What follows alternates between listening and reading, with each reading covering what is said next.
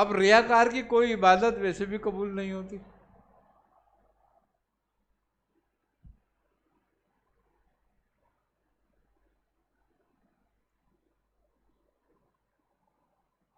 ہمارا اخلاق کب پتہ چلتا ہے؟ جب ہمارے مزاج کے خلاف کچھ ہو تو پھر ظاہر ہے وہ برداشت پیدا ہو جائے تو پھر اخلاق کا پتہ چلتا ہے. اب اس کی بھی دو حالتیں ہیں. ایک حالت اس کی یہ ہے کہ گویا وہ جس سے ہمارا نقصان ہوا ہے وہ ہم سے طاقتور ہے یا کمزور ہے.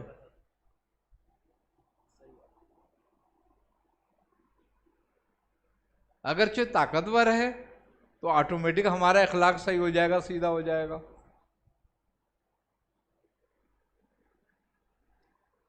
اگرچہ کمزور ہے تو پتہ چلے گا کہ اخلاق کتنا ہے اس کا.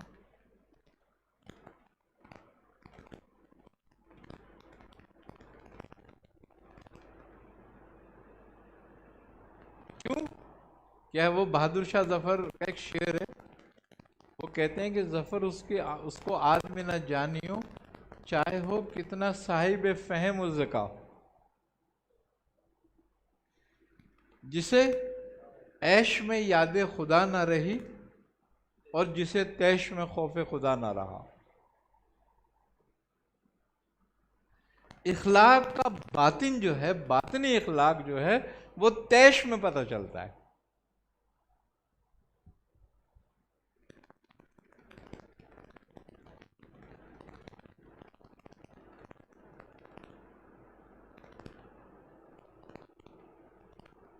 اور اللہ پر یقین،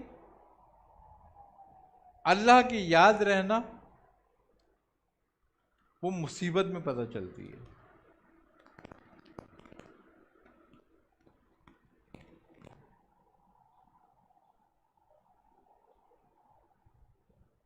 عیش میں تو سارے شکر کرتے ہیں، جب پتہ چلتی ہے. اور انبیاء میں رسول خدا صلی اللہ علیہ وسلم کو چھوڑ کر سب سے زیادہ آزمائشیں حضرت ابراہیم علیہ السلام پر آئی.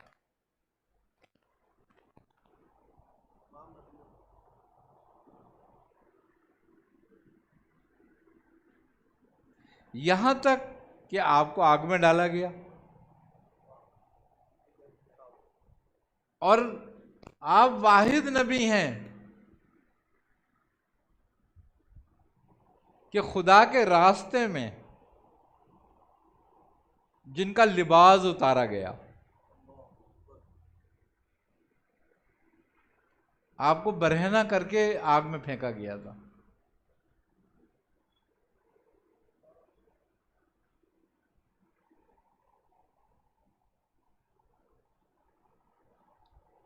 اور ایک حدیث بھی ہے نبی کریم صلی اللہ علیہ وسلم کی کہ یوم بعثت پر سب سے پہلے لباس ابراہیم علیہ السلام کو پہنایا جائے گا،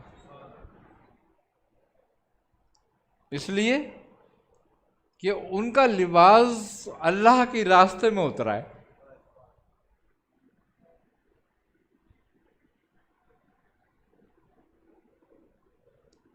تو اللہ تعالیٰ کی محبت اور اس کی یاد کی آزمائش مصیبت میں ہوتی ہے. اور اس کی وجہ کیا ہے؟ حضرت ایوب علیہ السلام. حضرت ایوب علیہ السلام کے پاس ہر طرح کی نعمتیں تھیں. تو شیطان نے کہا کہ اے بار الہ، یہ تیری خوب ہم ثنا کرتا ہے، تیرا شکر کرتا ہے، کیوں نہ کرے؟ ساری نعمتیں تو نے دی ہوئی ہیں اس کو پریشانی کیا ہے؟ تو اللہ نے فرمایا کہ یہ میرا بندہ ہے، یہ ہر حال میں میرا ہے اور یہ ہر حال میں میرے لیے صبر و شکر کرے گا. تو کہا میں اس کو آزما لوں، تو کہا آزما لو۔ تو ہر چیز رفتہ رفتہ ختم ہو گئی آپ کی۔ اور ایک دن ایسا ہوا کہ ایک سانپ نے آپ کے کاٹ کھایا، اور اس کے زہر سے آپ کو کوڑ کا مرض ہو گیا۔ بعض کہتے ہیں کہ وہ شیطانی تھا وہ سانپ۔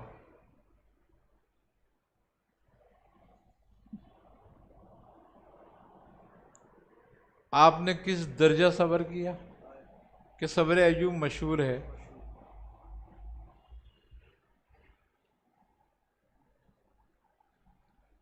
اس حال میں بھی آپ اللہ کا شکر ادا کرتے تھے، اس حال میں بھی۔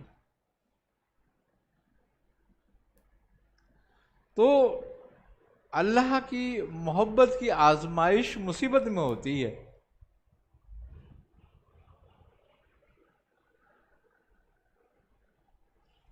بندہ مصیبت کے وقت تو پھر جاتا ہے ہر بات سے۔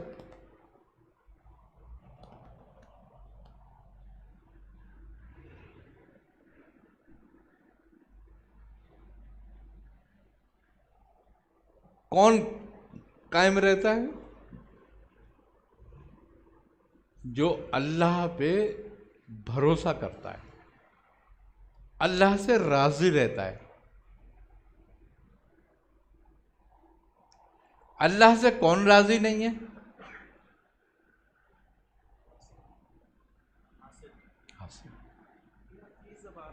فی زمانہ جو آپ فرما رہے ہیں، یہ مرض تو بہت زیادہ پھیلتا جا رہا ہے کہ تقسیم پر بھی راضی نہیں ہے، اور تھوڑے سے مصائب و علام آتے ہیں تو لوگ پریشان ہوتے ہیں، ایمان بھی متزلزل لوگوں کا ہو رہا ہے۔ تو اس کی وجہ کیا اور اس کا حل کیا آج کے دور میں، تاکہ لوگوں کو پتہ چلے کہ کیسے زندگی ایک مسلمان کی گزرتی ہے؟ بات یہ ہے کہ ہم لوگ جس معاشرے میں رہ رہے ہیں، یہ معاشرہ پہلی بات یہ کہ بناوٹی ہے۔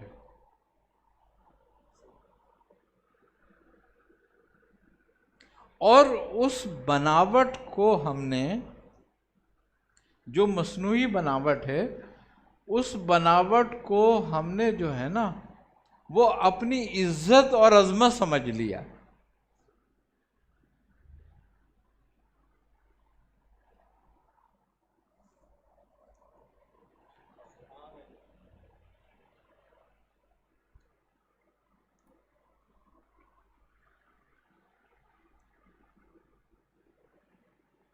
اور ہمارا سارا بھروسہ جو ہے، سارا یقین جو ہے وہ اسباب پہ چلا گیا ہے۔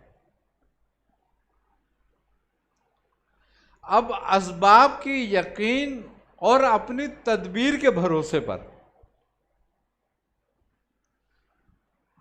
ہمارا بھروسہ مسبب سے اٹھ گیا۔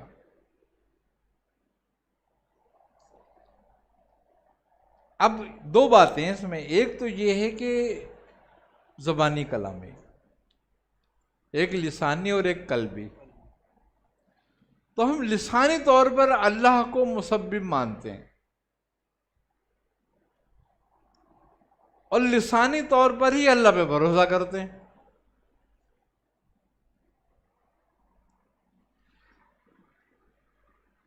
جبکہ اصل بھروسہ ہمیں اپنی تدبیر پر ہے۔ عمل ہمارا مختلف ہے۔ عمل ہمارا مختلف ہے۔ آئی نہ سمجھ میں بات؟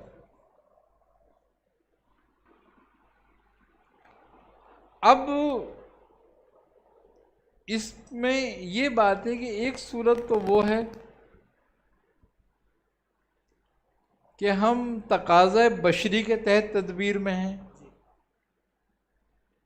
ایک بات یہ ہے کہ ہم اس بات کو سمجھتے ہی نہیں ہیں کہ ہم تقاضۂ بشری کے تحت تدبیر میں ہیں، بلکہ ہم یہ سمجھتے ہیں کہ جو کچھ ہے وہ تدبیر میں ہے۔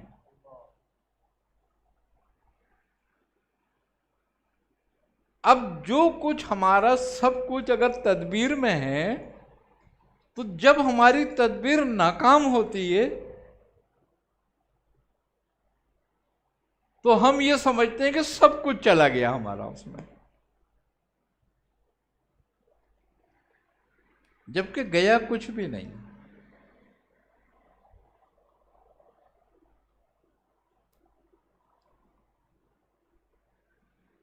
اللہ تبارک و تعالیٰ فرماتا ہے جیسے کہ جس نے اپنا تزکیہ کیا گویا وہ فلاح پا گیا، اور اس نے اپنے رب کا ذکر میں لگا اور نماز پڑھی آخرہ، اور تم نے دنیا کو آخرت میں مقدم کر لیا ہے اور تم اس پہ لگ گئے ہو، جبکہ آخرت بہتر ہے دنیا سے۔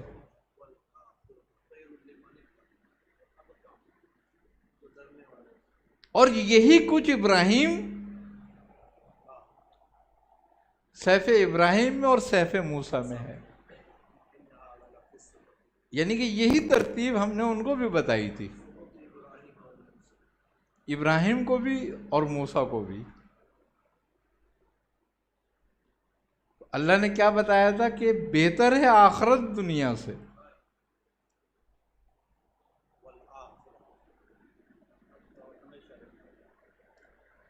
لیکن اس کی شرط پہلی کیا تھی کہ جس نے اپنا تزکیہ کیا۔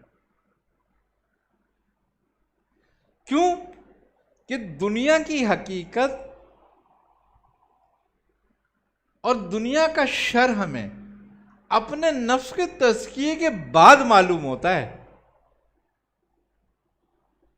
اس سے پہلے نہیں۔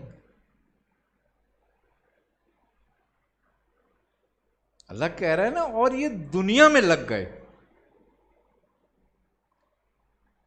اور انہوں نے دنیا کو سب کچھ جان لیا اپنا۔ تو اب جب کیوں جان لیا دنیا کو؟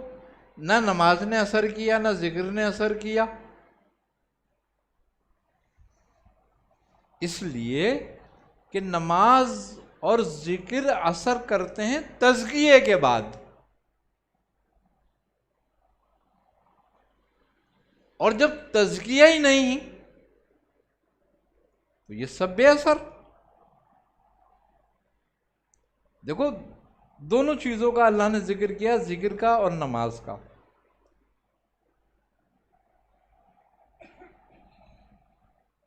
وہ ذکر رب ہی فصلی، دونوں کا ذکر کیا نا۔ اب ذکر کا نتیجہ اطمینان قلب ہے۔ کیا کہتا ہے اللہ تعالیٰ قرآن میں؟ تطمئن القلوب، کہ دلوں کا اطمینان ہے۔ اگر دل اطمینان میں آ گیا تو سارے جھگڑا ختم۔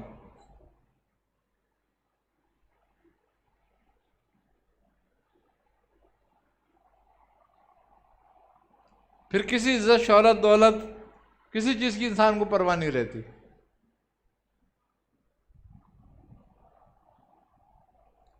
اس کا نتیجہ نہیں نکلا ذکر کرنے کا۔ نماز روکتی ہے بے حیائی اور برے کاموں سے، تو نہ نماز کا اثر ہوا، نہ نماز نے روکا برے کاموں سے اور بے حیائی سے، اور نہ ذکر نے اطمینان دیا۔ اگر ذکر اطمینان دے دیتا ہمیں تو ہم تفرقے میں کیوں پڑتے؟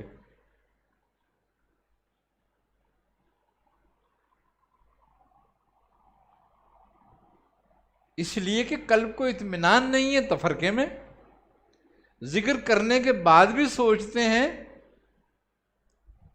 کہ اس ذکر کا فائدہ کیا ہوا۔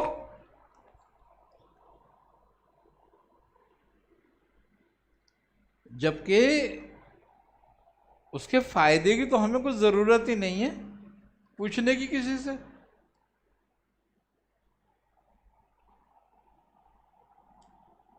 بھئی پانی پیے گا آدمی، پیاس بجھ جائے گی۔ تو اب کیوں پوچھے گا کسی سے کہ یہ پانی پیوں تو پیاس بجھ جائے گی؟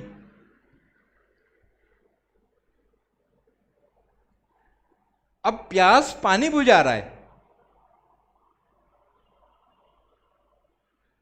اصل میں پیاس بجھا رہی ہے اس پانی کی نمی۔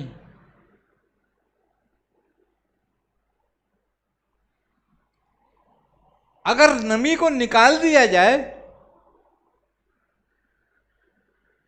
تو پانی پیاس بجھائے گا؟ بوجھ بن جائے گا۔ بوجھ بن جائے گا۔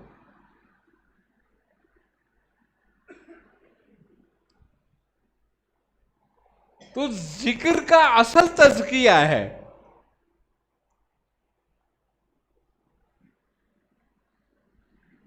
اگر تزکیے کو نکال دو ذکر بیکار ہو جائے گا، پھر وہ تمہیں اطمینان نہیں دلائے گا۔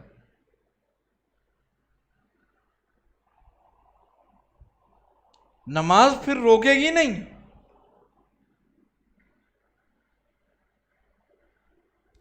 کسی بھی برے کام سے۔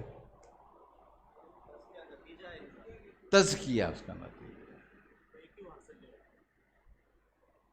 اس کی وجہ ہے، اس کی وجہ یہ ہے کہ ہم اپنے خصائل، اپنے نفس کی خواہش سے نہیں نکلتے۔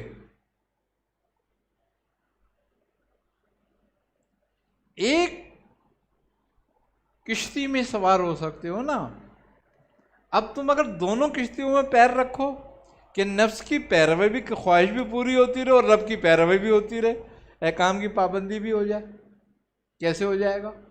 ایسے ہی ہوگا جیسے اب ہو رہا ہے آج، کہ بظاہر تو بڑی پابند ہے اور اندر سے گلاس خالی ہیں۔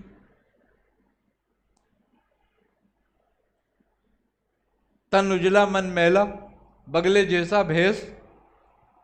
یہ بگلا اوپر سے کتنا اجلا ہوتا ہے،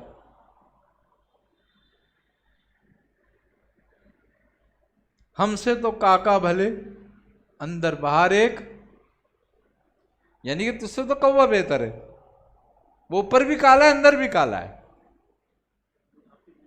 منافق نہیں ہے۔ آپ نے ابھی فرمایا کہ نماز سے پہلے تزکیہ کیا ہو تو نماز کا نتیجہ اور فائدہ ہو۔ اب جب بچہ بالغ ہو جاتا ہے یا 15 سال جو ہماری شریعت ہے عمر رکھتی ہے، اس سے پہلے کسی کا تزکیہ کس طرح کیا جائے گا؟ جب وہ سن بلوغت کو یا سمجھ بوجھ کو پہنچے گا تبھی وہ اس چیز کو سمجھے گا۔ بالکل صحیح ہے۔ تو پھر کیسے اس کا تزکیہ ہوگا تاکہ نماز کا نتیجہ بھی آئے؟ درخت اگتے ہی پھل دے دیتا ہے؟ جی نہیں دیتا۔ یہی حال اس بچے کا ہے، کیونکہ ابھی وہ تربیت میں ہے، تکمیل میں نہیں ہے۔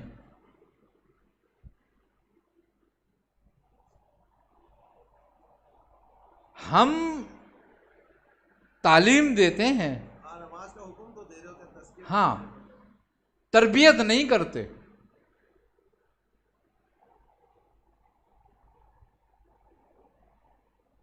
آئی نا سمجھ بات؟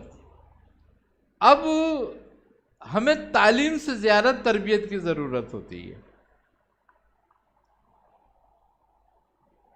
ایسا ہی ہے کہ جیسے آگ بغیر تپش کے ہو تو اس آگ کا فائدہ ہے؟ کوئی فائدہ نہیں ہے۔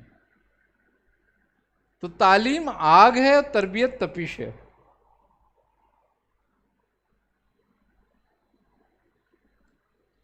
اگر تپش نہیں ہوگی تو آگ کسی کام کی نہیں۔ آگ کی اصل تو تپش ہے،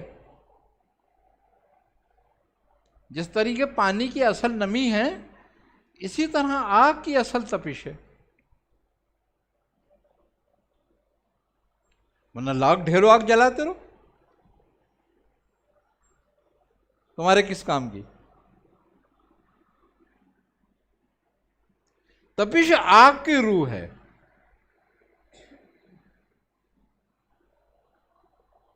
نمی پانی کی روح ہے، اور تزکیہ عبادت کی روح ہے۔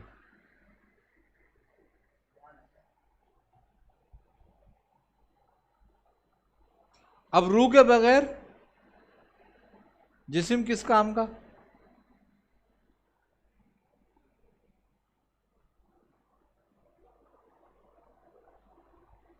تو ہم جس معاشرے میں ہیں نا، اس معاشرے میں ہم نے جو بناوٹ ہے، جو ظاہری آرائشیں ہیں، جو ظاہری عیش و آرام ہے، یا ظاہری جس کو ہم نے لگژری زندگی کہا ہوا ہے، یہ سب کی سب فریب ہے۔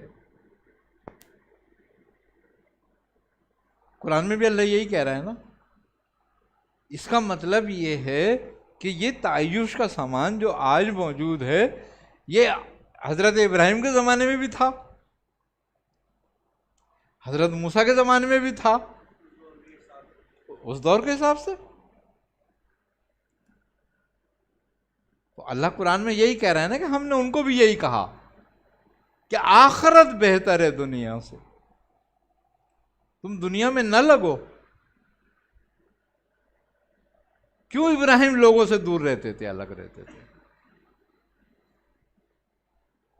وہ سب لوگوں سے الگ نہیں رہتے تھے، جن سے الگ رہنے کی ضرورت ہے ان سے الگ رہتے تھے۔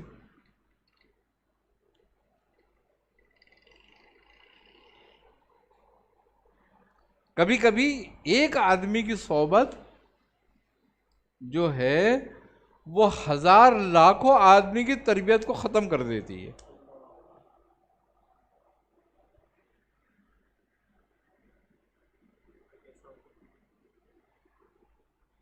وہ ایسے ہوتی ہے کہ ایک آدمی گمراہ ہوتا ہے، وہ ایک ہوتا ہے، کسی کے ساتھ رہ کے، کسی کی صحبت میں رہ کر گمراہ ہو گیا، وہ ایک ہوا، سمجھنا۔ اب وہ 100 لوگوں میں بیٹھا اور ان نے سب پہ اپنا ایک ایک رنگ چڑھا دیا، تو 100 گمراہ ہو گئے اس ایک کی گمراہی سے۔ تو اگر اس ایک سے بچ جاتے،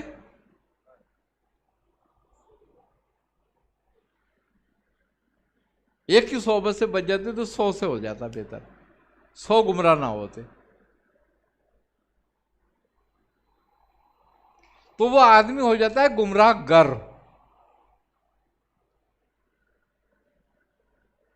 گمراہی کا پھیلانے والا، گمراہ بنانے والا۔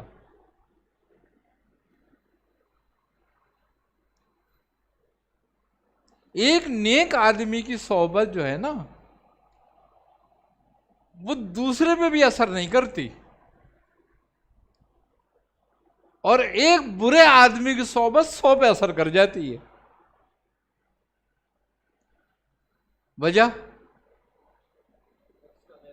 نفس کا بیلنس، اس کو نیکی کو قبول نہیں کر رہا ہوتا، نیک بات کو، چونکہ فجور و فسق بڑا ہوا ہوتا ہے تو لہذا اس کو جلدی قبول کر لیتا ہے۔ تو ایسوں کی صحبت سے تنہائی بہتر ہوئی۔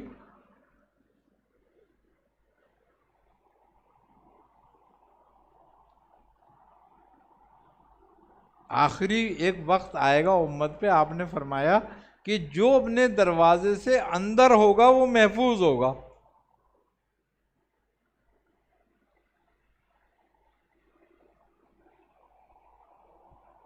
تو آج کوئی بھی باہر نکلنے والا محفوظ نہیں ہے۔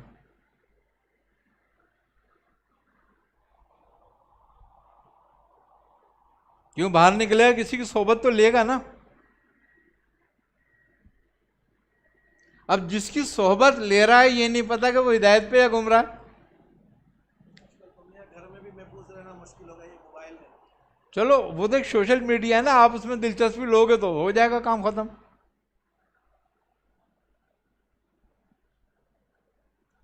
اسی لیے حکم ہے کہ اپنے آپ کو مصروف رکھو۔ مصروف کائے میں رکھو کہ اس کو اپنے اللہ کے ذکر میں لگا دو۔ یہ اللہ کے ذکر میں لگ جائے گا تو کچھ محفوظ ہو جائے گا، نہیں تو پھر یہ راستہ ڈھونڈتا ہے مصروفیت کا۔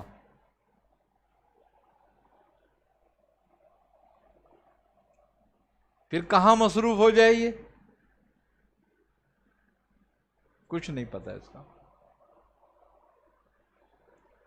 تو اس کا مطلب یہ ہوا کہ ہمیں سب سے پہلی توجہ، ہمارا جو فوکس ہے وہ ہونا چاہیے اپنے تزکیے کا۔ ہم دوسروں کے تزکیے میں نہ لگیں، دوسروں کے عیب بتانے میں نہ لگیں کہ تیرے اندر یہ عیب ہے، بلکہ وہ کام کریں، یہ دیکھیں کہ سامنے والے میں خوبی کیا ہے۔ 100 عیب ہوتے ہیں جس میں اس میں ایک خوبی بھی ہوتی ہے۔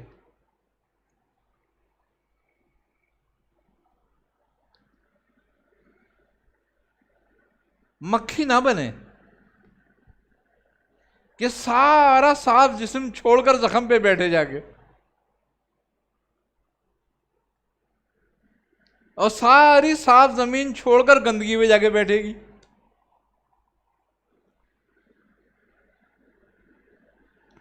تو اس کا مطلب یہ ہے کہ ہماری اوقات یہ مکھی جیسی ہے، ہم سامنے والے کی ساری خوبیاں چھوڑ کر اس کے عیب کو دیکھتے ہیں، اس میں عیب کون سا ہے۔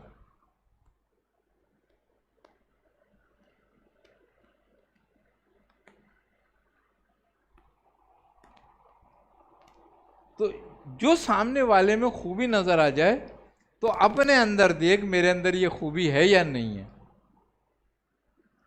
اس کو پیدا کرنے کی کوشش کر۔ سامنے والے کے عیب نظر آتے ہیں تو پھر اپنے اندر دیکھ، میرے میں کون کون سے باقی رہ گئے، اپنے میں سے نکالنے کی، چننے کی کوشش کر۔ اللہ مجھ سے کسی کی بھی گواہی نہیں لے گا،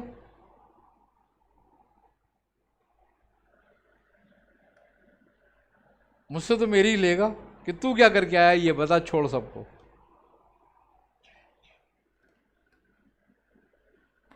تو نے میرا کتنا ذکر کیا تھا، اور میرے ذکر سے تجھے کیا فائدہ ہوا تھا یہ بتا۔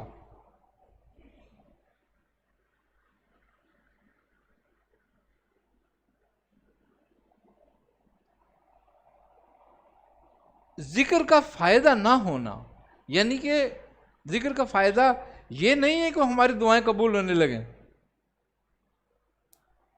یہ نہیں ہے کہ ہم مقرب ہو جائیں گے، ہمیں تو خیال بھی نہیں آنا چاہیے تقرب کا۔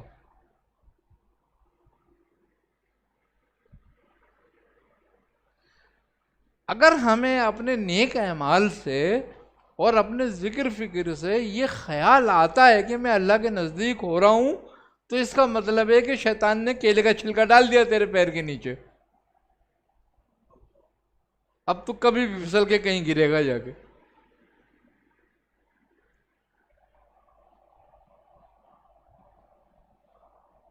اللہ کو یہ بات پسند نہیں ہے کہ کوئی کہے کہ میں اس کے قریب ہو گیا، اللہ کو یہ بات پسند ہے کہ وہ کس کو قریب کرتا ہے۔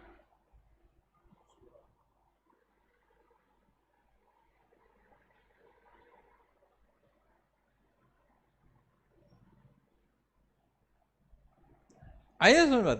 تو اس کا مطلب یہ ہے کہ اگر ہمارے ذکر فکر سے، ہماری عبادتوں سے ہمارے اندر یہ خیال پیدا ہو رہا ہے کہ میں نیک کام کر رہا ہوں، میں اللہ کی عبادت میں لگا ہوا ہوں، میں اللہ کے قریب ہو رہا ہوں، تو اس کا مطلب یہ ہے کہ یہ ریاکاری نفس ہے۔ اب نفس تیرا ریاکاری پہ اتر آیا ہے۔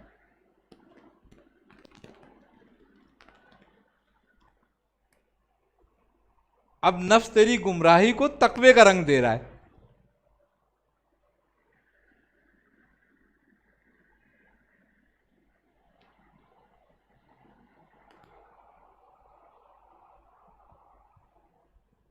یہ اس سے زیادہ خطرناک عمل ہے جو تو کچھ بھی نہ کرتا۔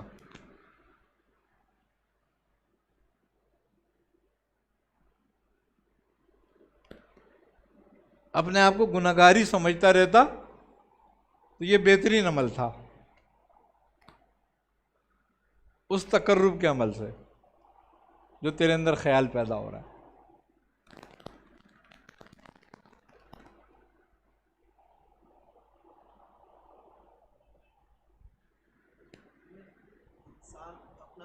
تزکیہ کس طرح کرے گا، کیسے کرے گا؟ ابھی آپ نے تزکیہ کرے تو تزکیہ کس طرح کیا جائے، ابتدا کس چیز سے کرے گا، کیسے کرے گا؟ سب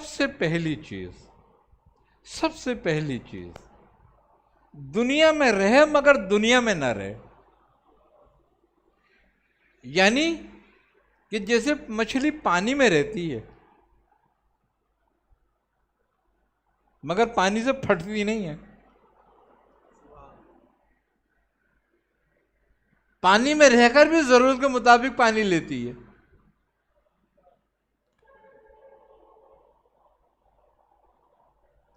اسی طرح دنیا میں رہنا ہے بندے نے. دنیا ضرورت کا گھر ہے، یہ ضرورتیں ہی ضرورتیں ہیں یہاں پر. تو ان میں سے اتنی ضرورت اپنی پوری کرے جتنی اس کی زندگی کے لیے کافی ہے، زندگی گزارنے کے لیے کافی ہے. یہ بندے کے تزکیے کا ابتدائی حال ہے.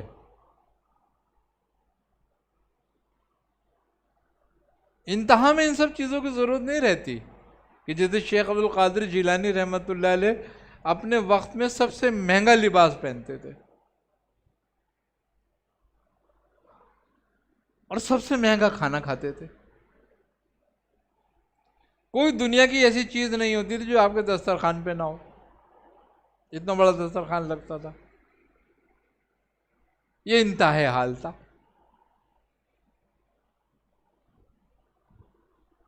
لیکن ابتدا میں الگ بات ہے اور انتہا میں الگ معاملہ ہے.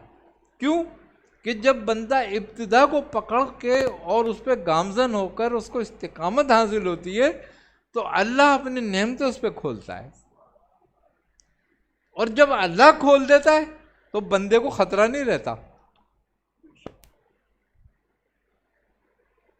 کیوں کہ اس کا دل اپنے رب سے جڑا رہتا ہے، اس کا جسم دنیا میں ہوتا ہے.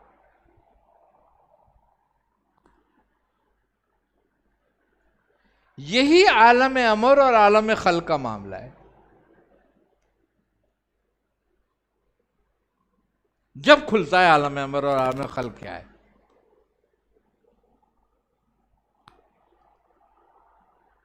کہ جب اپنے تزکیے کے کمال پر آتا ہے.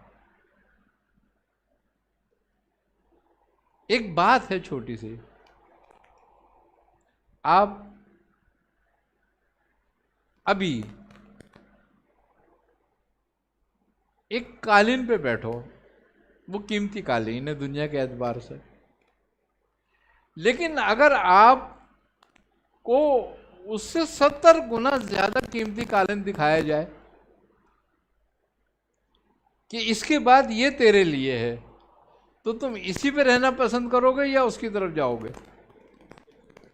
اس کی طرف جاؤ گے.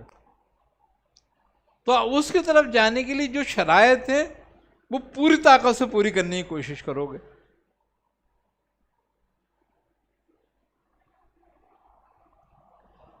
ہے نا یہ بات؟ تو اب اس کا مطلب یہ ہوا کہ انسان کی فطرت میں یہ بات وعید ہے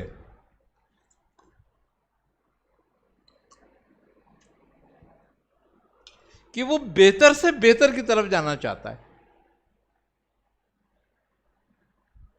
یہ فطرتاً ہو گئی نا اس کی بات. تو پھر اس کی وہ فطرت کام کیوں نہیں آ رہی کہ اللہ کہہ رہا ہے کہ دنیا مکھی کے پر کے مچھر کے برابر نہیں ہے اور میں نے آخرت کو خیر سے معمور کر دیا ہے. تو پھر اس کی فطرت کام کیوں نہیں کر رہی یہاں پر؟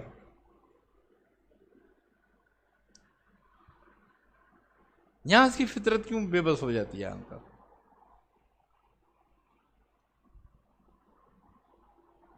بھائی فطرت میں یہ بات بعید ہے کہ وہ اچھی کی طرف جاتا ہے، لیکن یہاں سے کیوں نہیں بڑھ پا رہا اچھی طرح سے؟ اس کی وجہ ہے، اس کی وجہ یہ ہے کہ ہم نے قانون پورا نہیں کرا. اس قانون پر ہمیں یقین نہیں ہوا ابھی تک. وہ کیا ہے؟ وہ یؤمنون بالغیب ہی. اس پر نہیں آئے ہیں ہم ابھی تک.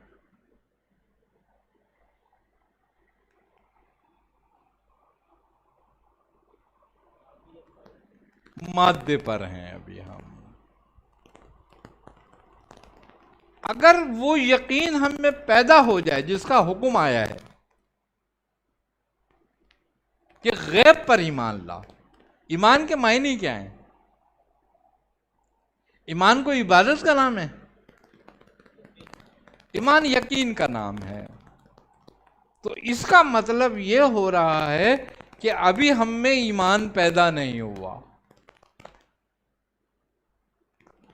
اسی لیے ہم ظاہر میں پھنسے ہوئے ہیں. ایمان باطن کی چیز ہے، ہم خلق میں پھنس گئے ہیں، وہ امر کی چیز ہے.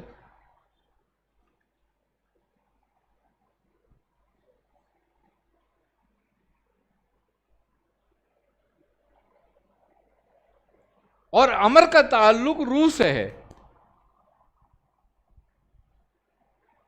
روح ہمارے نفس کے نیچے دب گئی ہے.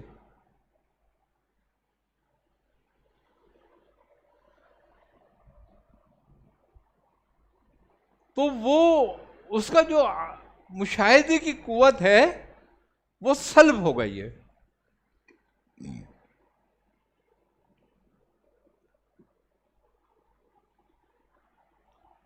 اور ہم صرف ظاہری آنکھ سے جو نظر آ رہا ہے اسی پر اکتفا کیے ہوئے ہیں، اسی کی رنگینی میں الجھ گئے. کیونکہ ہمارا نفس یہ کہتا ہے ہم سے کہ وہی حقیقت ہے جو تیرے سامنے ہے.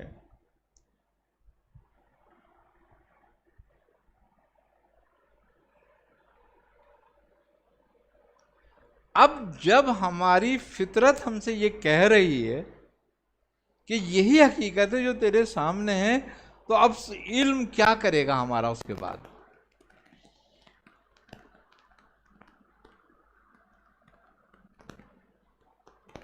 علم بھی فطرت کے ہی تحت ہے نا. علم عقل کے ماتحت ہے. اسی لیے کہا یک من علم را دہمن عقل باید.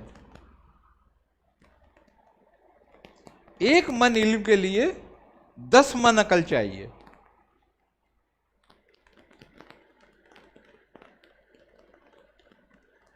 اب عقل 10 من چاہیے، علم 1 من ہے.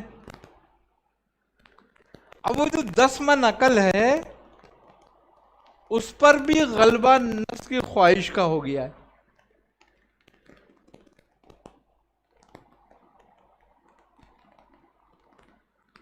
اس پہ غلبہ ہو گیا ہے تکبر کا، اپنی برتری کا، اپنی عظمت علم کا، اپنی دولت کا، دنیا کی چاہت کا.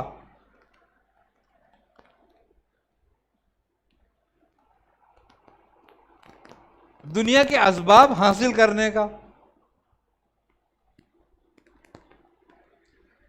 تو اب عقل مقد ہو گئی. جب عقل بے بس ہو گئی تو ایک مجنوں کے لیے علم کیا کام آئے گا؟ علم کا تعلق ہی عقل سے ہے. اس کی عقل تو مجنوں ہو چکی ہے دنیا کی محبت میں.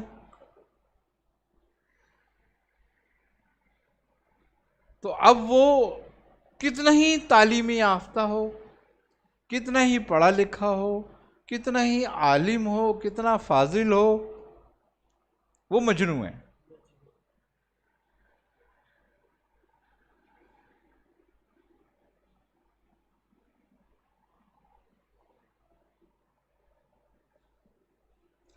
اب یہ سارے خش و خاشاک ہیں نفس کے، ان کو جلاتا کون ہے؟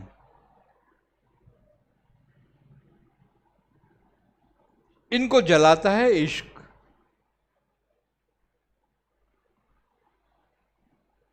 عشق وہ آگ ہے، جب بھڑک جائے تو ان سارے خش و خاشاک عقل کے جلا کے راکھ کر دیتا ہے.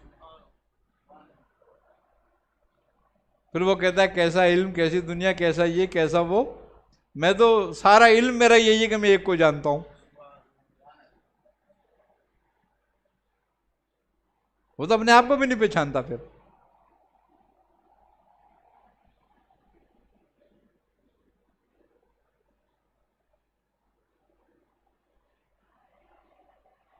آئی نا سمجھ بات. اب دونوں ہی تینوں عینس ہیں.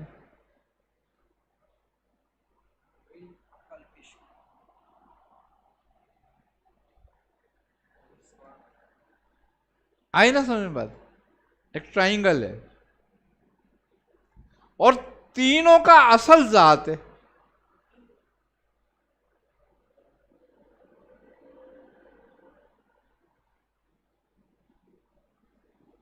کہ وہ تینوں عین ہیں.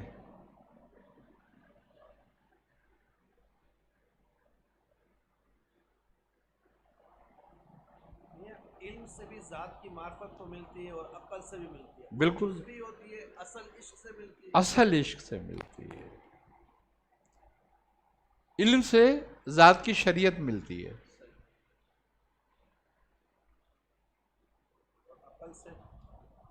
عقل سے ذات کی حقیقت ملتی ہے اور عشق سے ذات کی معرفت ملتی ہے.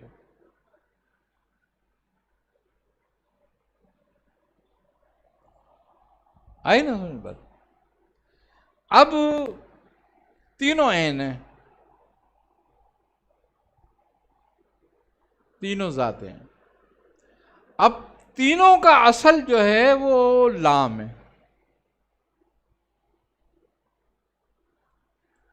یعنی کہ لا.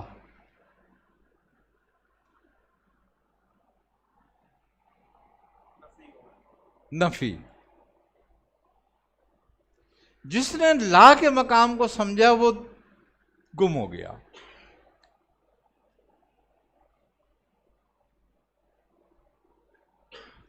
کیوں؟ پہلی بات کہ لا معبود الا اللہ.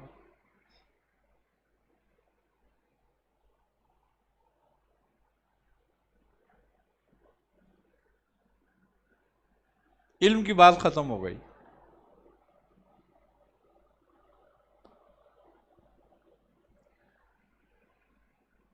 پھر فرمایا کہ لا موجود الا اللہ. عقل بھی ختم ہو گئی.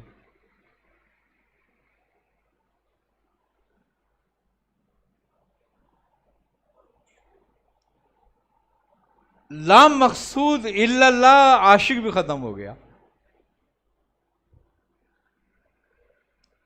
اب لا مطلوب الا اللہ رہ گیا. تو اصل لا ہے. یعنی کہ جب تو انکار کرے گا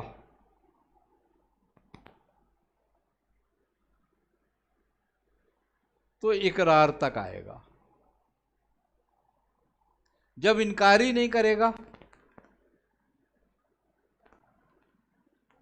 تو اقرار کہاں سے ہوگا؟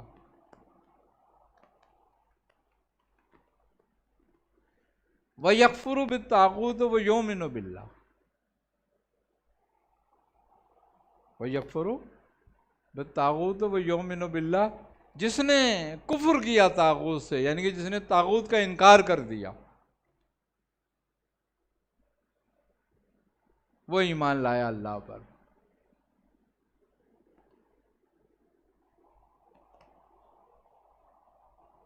اور اس نے وہ مضبوط رسی تھام لی جو ٹوٹنے والی نہیں. لن فسام لا، ٹوٹنے والی نہیں. اب جب یہ رسی تھام لی اور وہ ٹوٹنے والی نہیں تو یہ صاحب ایمان ہو گیا. اب یہ ایمان لایا ہے نا، اصل ایمان تو اب آیا ہے اس کا، اور یہ اب مومن ہوا ہے. اور جب یہ مومن ہوا تو اللہ ولی الذین آمنوا، اللہ مومنوں میں سے اپنے ولی چنتا ہے، اپنے دوست چنتا ہے. یخرجہم من الظلمات الی النور، نکالتا ہے پھر اس کو اندھیرے سے، ہے نا. اور پھر اس کو لے جاتا ہے اجالے نور میں، یعنی کہ وہ نور ہی کر دیتا ہے اس کو۔ جب نور اس کا باطن اس کا نور ہو جاتا ہے پھر وہ مشاہدہ کرتا ہے۔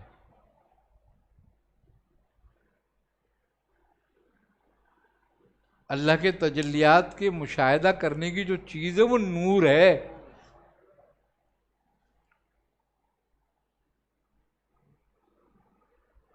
مگر یہ نور اس وقت تک نہیں کرے گا جب تک تمام بری خصلتوں کو دور، جب تک وہ ایک طاغوت سے انکار نہیں کرے گا۔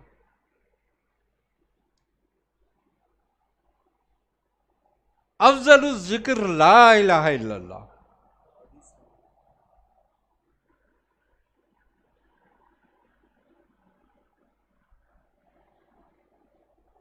لا نفی ہے،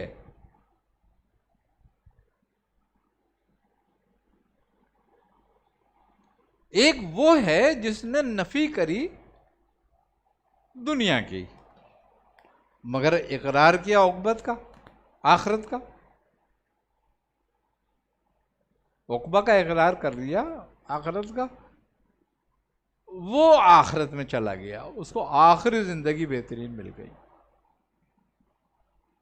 ایک وہ ہے جس نے نفی کری دنیا اور آخرت کی، وہ نفی مقام عشق میں ہے، اور جب مقام عشق میں آن کر داخل ہو کر اس نے نفی دونوں کی کری تو اس کا مقصود ہو گیا رب تعالی۔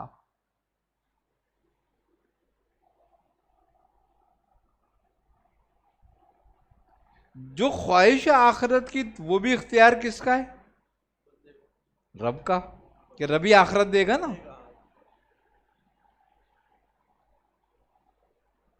اور جو اپنی خواہش سے غیر کا ترک کرے اصل لا یہ ہے۔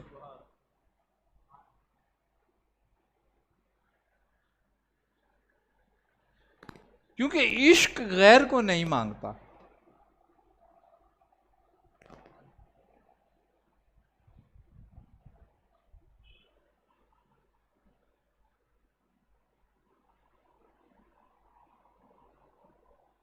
ایک عین دنیا ہے، ایک عین آخرت ہے، اور ایک عین عشق ہے۔ جس نے دنیا طلب کری، جیسے کہ اللہ کہہ رہا ہے اور وہ لوگ دنیا میں لگ گئے اور انہوں نے دنیا ہی کو سب کچھ جان لیا،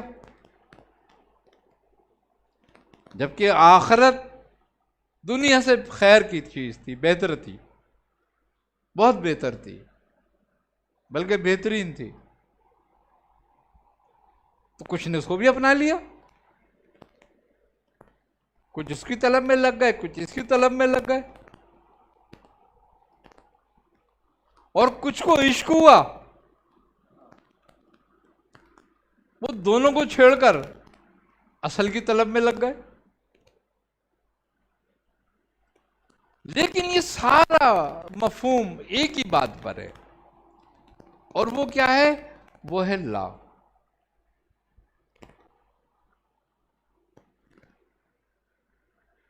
اور لا کے دو معنی بنتے ہیں، ایک تو معنی عام جو عربی لغت کے تحت ہے وہ تو انکار ہے،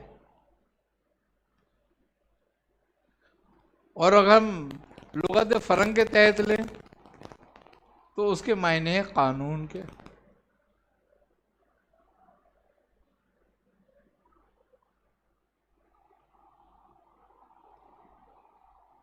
تو قانون یہی ہے کہ تو انکار کر۔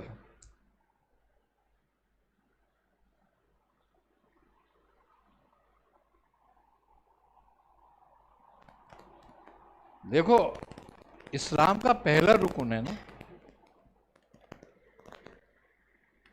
کلمہ، تو اس کا مطلب یہ ہے کہ اسلام کی بنیاد ہے، یہ اسلام کی عمارت اس پہ کھڑی ہوئی ہے۔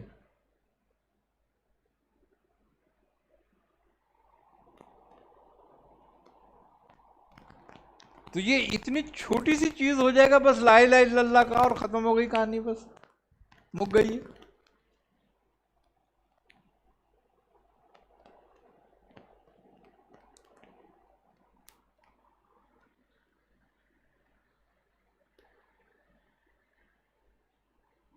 کلمہ پڑھنے کا حکم ایک دفعہ اور نماز پڑھنے کا حکم 5 بار.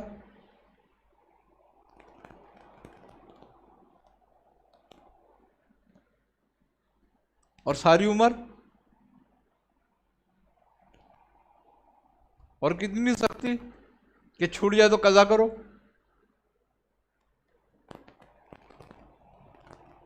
کیوں؟ کہ کلمہ اگر عبارت ہے تو وہ مفہوم ہے.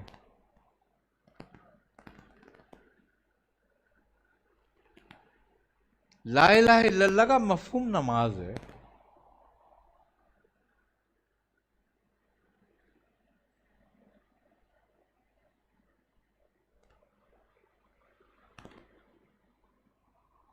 لا الہ کا مفہوم نماز ہے، اور نماز روکتی ہے بے حیائی اور برے کاموں سے. ہر مذہب کی ایک اساس ہے. دنیا میں تقریباً 4000 سے زیادہ مذاہب ہیں. ہر مذہب کی کوئی اساس ہے. اب خوبی کی بات یہ ہے کہ دین اسلام کی جو اساس ہے وہ حیا ہے.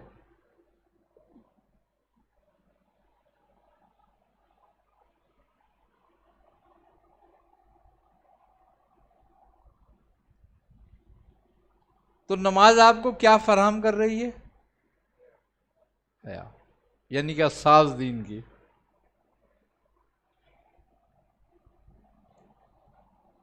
دودھ کی اساس مکھن ہے، اور مکھن کی اساس گھی ہے. تو نماز تمہیں دین کی اساس فراہم کر رہی ہے.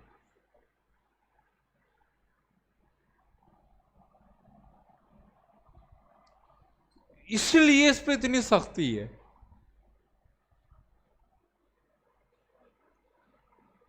کہ تمہیں لا الہ الا اللہ کا بینیفٹ کیسے ملے گا؟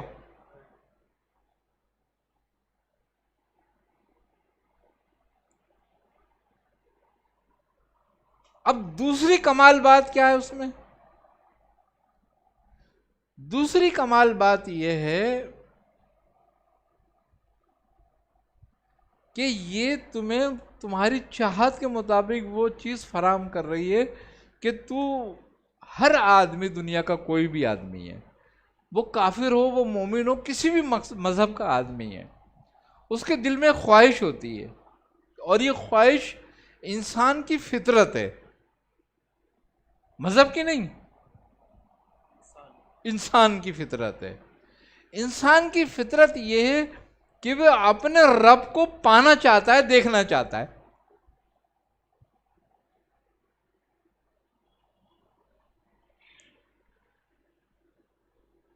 تلاش ہے انسان کو رب کی ہمیشہ. جتنے بھی مذاہب ہیں، کسی بھی مذاہب میں کسی بھی طرح سے وہ اپنے کسی بھی طریقے سے رب کو ڈھونڈنا چاہتا ہے.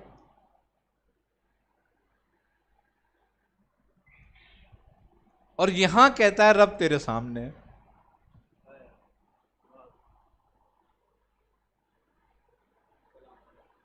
تمہاری فطرت کو بھی تسکین دے رہا ہے کہ تو جس کی تلاش میں وہ تیرے سامنے ہے.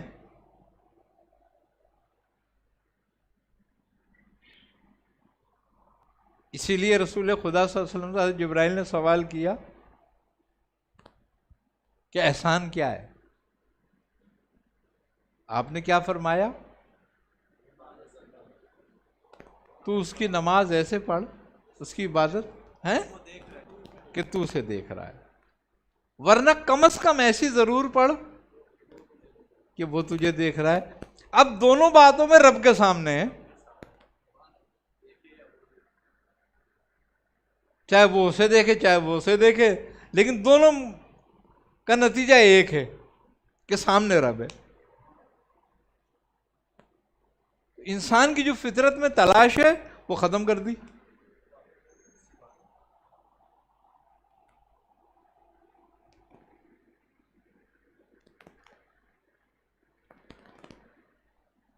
اب اس کا نتیجہ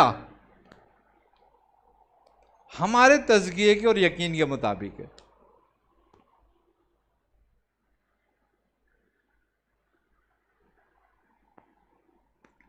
اب صلاۃ کی اصل سل ہے،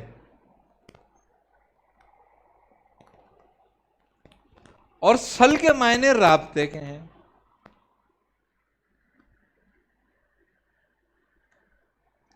رابطہ اس سے ہوتا ہے جو مل جائے، اس سے تھوڑی ہوگا جو اس کا پتہ ہی نہیں کہاں ہے.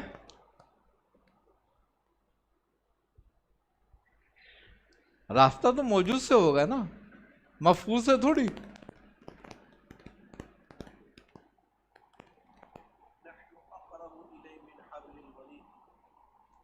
وہ کہتا ہے کہ میں تیری شہرک سے بھی زیادہ قریب ہوں، مگر تو اس سے کتنا دور ہے یہ سوچ.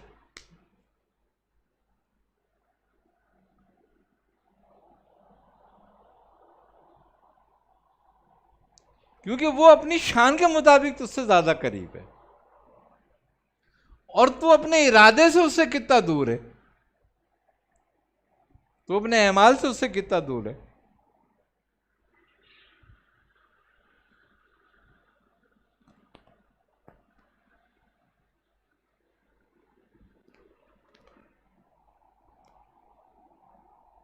بھئی یہ تیرا یقین ہی تو ہے کہ وہ تو کہہ رہا ہے میں تیری شہرک سے نزدیک ہوں، پھر کہاں ہے؟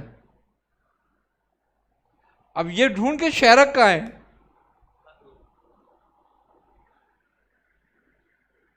تو اس سے کتنا دور ہے شہرک سے؟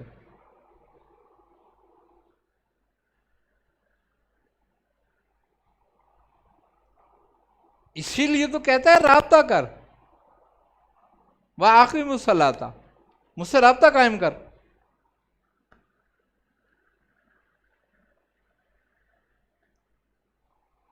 وہ تو موجود ہے، بھاگا ہوا تو ہے.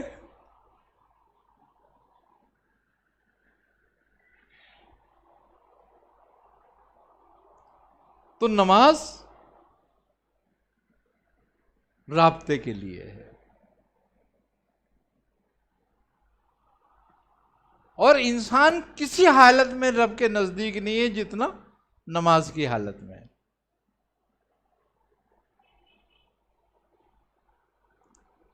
اور نماز کی حالت میں اس پہ رب نظر رحمت فرماتا ہے. کیوں؟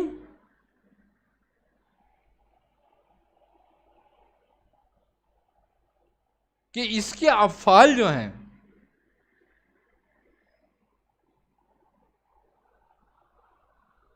وہ اس کے محبوب کا اسم ہے.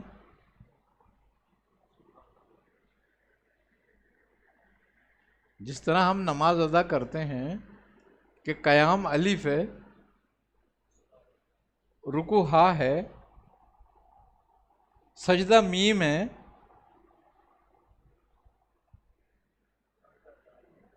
قاعدے میں آ گئے تو دال ہے، تو کیا ہوا؟ احمد. زمین پر محمد اور آسمانوں میں احمد. تو چونکہ نماز تعلق رکھتی ہے عالم امر سے،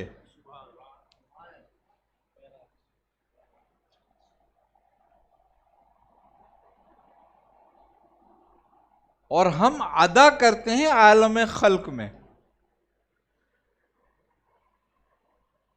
تو بندے کا عالم خلق میں رہتے ہوئے عالم امر سے رابطہ ہوتا ہے. یہ وہ مقام ہے نماز کے ذریعے سے.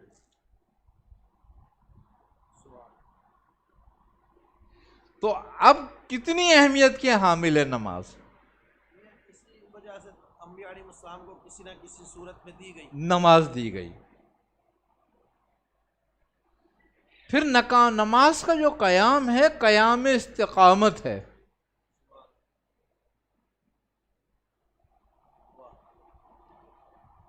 اور قیام استقامت سے مراد یہ ہے کہ جب یہاں تجھے یہ قیام کرنے کی عادت ہوگی نا، اور یہاں تیرا قیام مستقیم ہوگا، استقامت حاصل ہو جائے گی، تو کل قیامت کے دن جب رب العزت کا تخت ظاہر ہوگا تو سارے کے سارے منہ کے بل گر پڑیں گے، علاوہ اس شخص کے جو نماز میں قیام کرتا ہوگا۔ وہ اس جلوے کو، اس تجلیات کو، اس دیدار کو دیکھے گا، نظارہ کرے گا، باقی سب منہ کے بل گرے ہوئے ہوں گے۔ اس لیے کہتے ہیں نمازی کو اللہ کا دیدار نصیب، اللہ کا دیدار نصیب ہوگا۔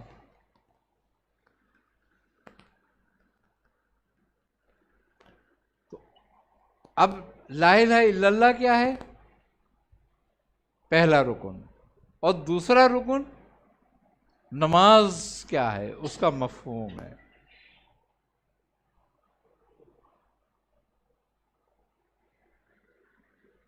روزہ جو ہے وہ ترک ہے، وہ ترک کا پیغام دیتا ہے، ترک کی عادت ڈالتا ہے کہ جس طریقے سے تو حلال چیزوں سے تاریخ ہے، اس وقت حلال چیزیں ترک کی ہیں، اسی طریقے سے ساری دنیا اگر تیرے لیے حلال ہے تو ترک کر دے اس کے لیے۔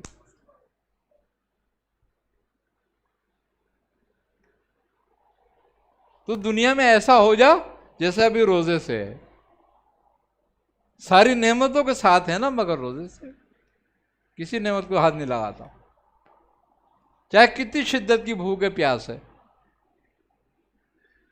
خواہش کتنی بھی ہے چاہے، مگر ہاتھ نہیں لگاتا۔ یہ عشق سکھاتا ہے۔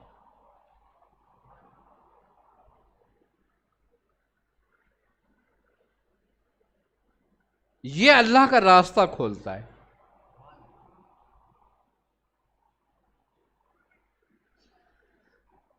روزے کی اساس کیا ہے؟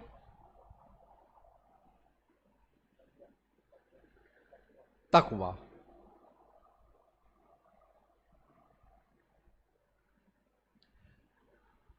بندگی کے جتنے بھی مراتب ہیں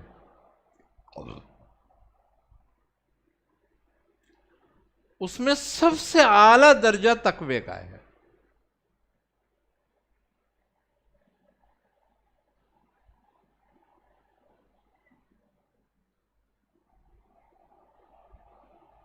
حضرت ابراہیم علیہ السلام کے جتنے اوصاف بیان کیے گئے قرآن میں، ابھی جو تم نے آیت پڑھی اس میں جو اوصاف تھے وہ سارے تقوی کے ہیں۔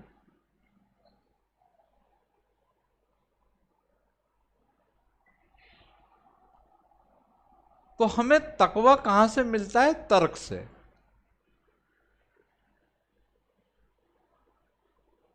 کہ ہم غیر کو ترک کر دیں۔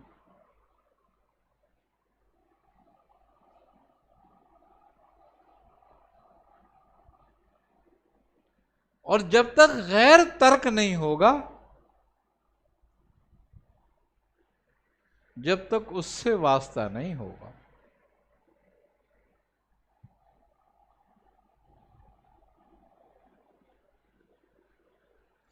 کیونکہ جو غیر کی تمنا کرتا ہے وہ اس سے واسطہ نہیں رکھتا۔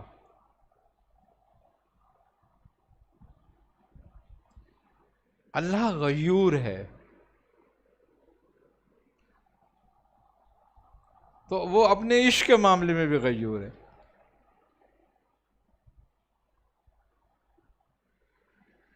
ایک عام آدمی اپنے عشق میں کسی کو شامل کرتا ہے؟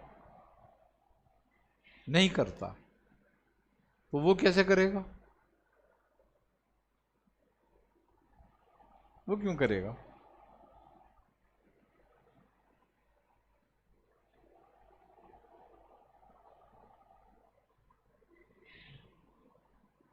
اور تقوی کا اصل مقام، جو تقوی کا اصل امتحان ہے، وقت ہے جس سے معلوم ہوتا ہے کہ یہ متقی ہے، وہ ہے تنہائی۔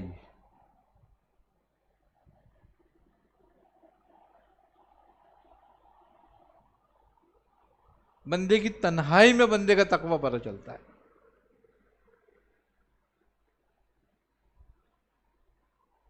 سب کے سامنے تو بڑا متقی ہے وہ، اس کی تنہائی اس کا امتحان ہے.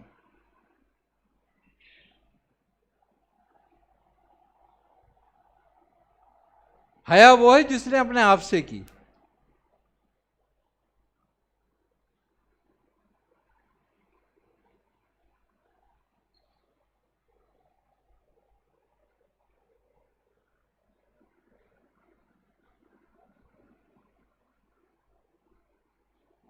کیونکہ تنہائی میں ایک نہیں ہوتا، دو ہوتے ہیں. ایک وہ ہوتا ہے اور ایک اس کا شیطان ہوتا ہے.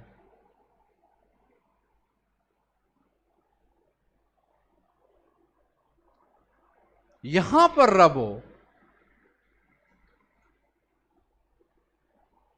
تو متقی ہے. تک روزہ یہی سکھاتا ہے.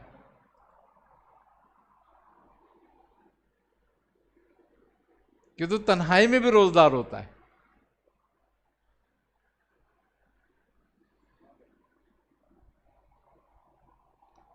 بھائی روزہ لگ کے تم 100 بندوں کے بیچ میں بیٹھے رہو تو سب سے حیا سے بیٹھے رہو گے نا سب میں. اور جب بالکل اکیلے ہو اور ساری نعمتیں موجود ہوں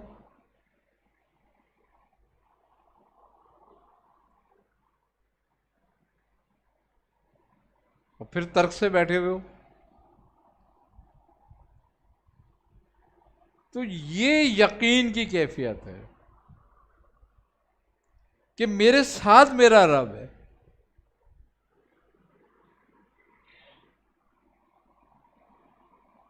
روزہ اسی لیے تقوی سکھاتا ہے کہ روزے کا نتیجہ تقوی ہے، کہ تجھے اختیار دیا ہے مگر تو خوف خدا میں ہے.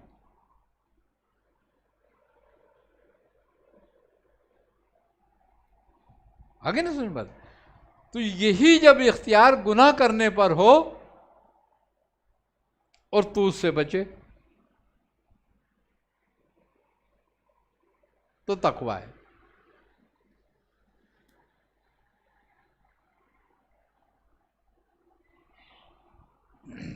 اور تقوی اس وقت کمال پہ پہنچتا ہے کہ جب گناہ کرنے کی تو بات الگ ہے، گناہ کا خیال بھی ذہن سے نکل جائے.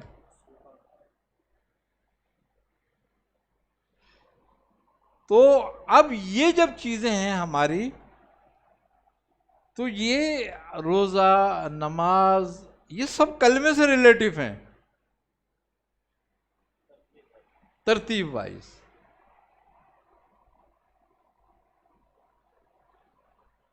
کہ ہمیں روزہ تقوی سکھاتا ہے. اب ہم 1 مہینے کے متقی ہوتے ہیں،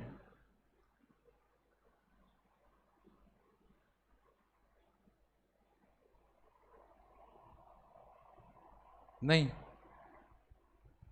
اللہ کہتا ہے یہ جو چند دن کے ہیں، گنتی کے جو روزے ہیں، یہ اس لیے ہیں تاکہ تم میں تقوی پیدا ہو.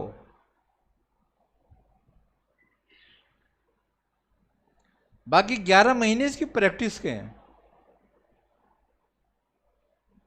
تو اس تقوی میں پریکٹس کر، ترک کر. جو کچھ تم اللہ کے لیے چھوڑتے ہو، جو چیز اللہ کے خوف سے ختم کرتے ہو، اللہ کی محبت میں ختم کرتے ہو،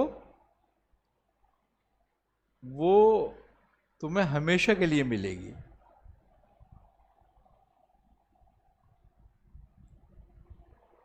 اور اس سے زیادہ کمال بات اور کچھ بھی نہیں ہے کہ تم اللہ کی محبت میں کوئی چیز چھوڑ دو.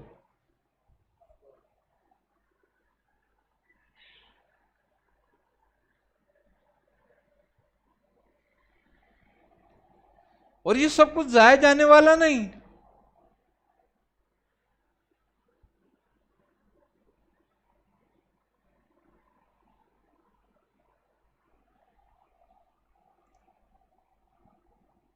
اب زکوٰۃ ہے، زکوٰۃ ہمیں دینے کا حکم ہمارے رکن میں سے ہے نا کہ بھئی صاحب نصاب ہو تو زکوٰۃ بھی دو۔ زکوٰۃ کیا ہے؟ زکوٰۃ گویا اگر دیکھا جائے تو یہ جو بات پیدا کرتی ہے وہ پیدا کرتی ہے بھروسہ، توکل۔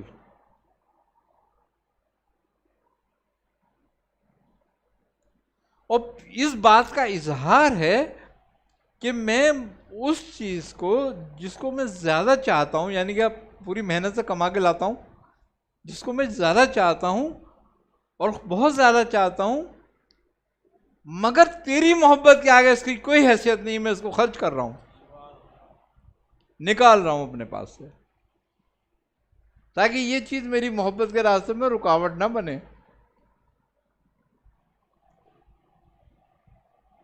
تمہارے دل سے تمہاری محبوب چیزوں کو محو کرنا، نکالنا۔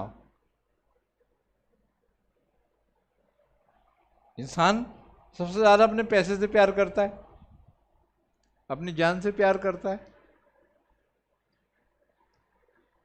روزہ تمہاری جان کی زکوٰۃ، کہ تم اپنی جان کی بھوک پیاس کی پرواہ اس کی محبت میں نہیں کر رہے ہو، اور پھر زکوٰۃ یہ ہے کہ اپنے مال و اسباب کی پرواہ نہیں کر رہے ہو اس کی محبت میں، اس کو نکال رہے ہو۔ اور حج گویا سارے کام کرنے کے بعد اب بندہ چاہتا ہے کہ وہ میرے سامنے ہو، میں اس کو دیدار کر لوں، دیکھ لوں،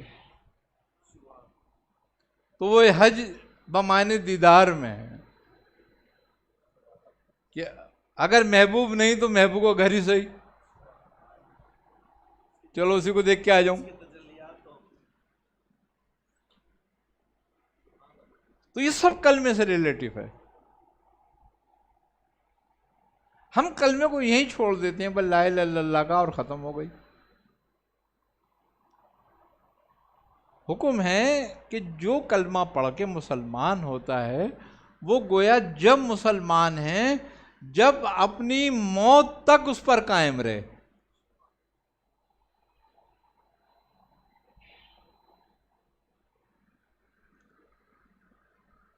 تو یہ باقی چار رکن اس کا قیام ہے کہ کیسے قائم رہے گا موت تک، خالی اس کو رٹتے رہنا نہیں ہے موت تک۔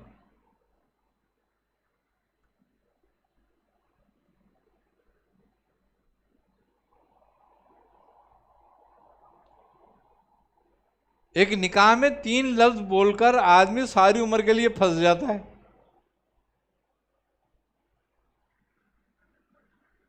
صرف لفظ قبول ہے کہتا ہے نا، کتنا سا 4 حرفوں کا لفظ ہے۔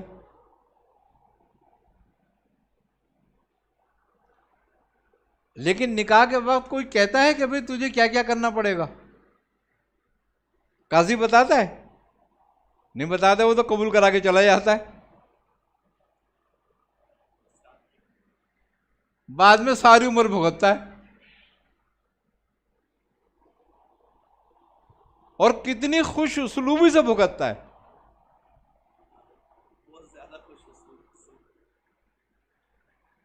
کہ سارا دن دھوپ میں کام کرتا ہے، صبح سے رات تک لگا رہتا ہے دھوپ میں، شام کو آن کے اس کے حوالے کر دیتا ہے کہ یہ لایا ہوں، اور پھر اس کے بعد بھی وہ 2-4 باتیں سناتی ہے اور وہ برداشت کرنا پڑتی ہے۔ ورنہ کیوں برداشت کرے بھائی آدمی؟ کیونکہ قبول کیا ہے۔ پھر بچوں کو، سسرال کو، ساس کو، سسر کو، سب سے گزرنا، سب کی دیکھنا، سب کو سنبھالنا، اماں کو، ابا کو، بہن کو، بھائیوں کو کوئی ناراض نہ ہو جائے۔ ساری زندگی وہ اپنی گزار کے آخر میں قبر پہ چلا جاتا ہے، وہی قبول کو ساتھ لے کر۔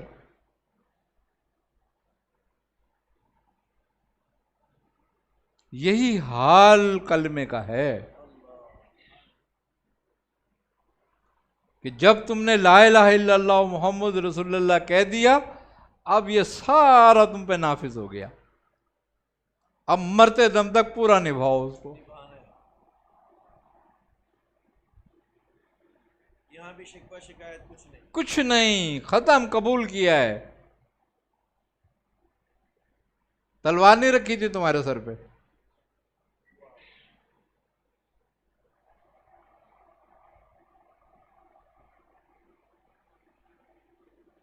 ایک آدمی ایک دنیاوی معاملے کے لیے ایک قاضی کے ساتھ اقرار کرنے پر، ایک عورت سے اقرار کرنے پر اپنی زندگی پوری داؤں پہ لگا دیتا ہے.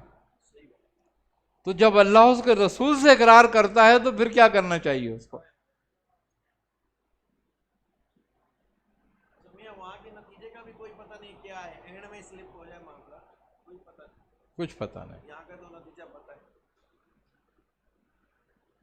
تو گویا تصوف جو ہے نا،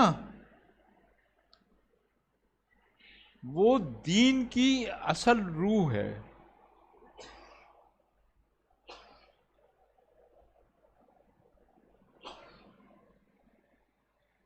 اور تصوف کو اسی لیے اپنایا گیا کہ نبی کریم صلی اللہ علیہ وسلم کی جو ذمہ داری تھی اور آپ کے بعد جو ذمہ داری امت پر آئی وہ یہی تھی کہ اپنا تزکیہ کرو، نماز پڑھو اور لوگوں کو نیکی کا حکم دو اور ان کو بھی نیکی کی طرف بلاؤ، دعوت و ارشاد کرو. یہ ہر امتی کی ذمہ داری ہے کہ وہ حق بات، نیک بات جتنی جانتا ہے دوسرے تک پہنچا دے.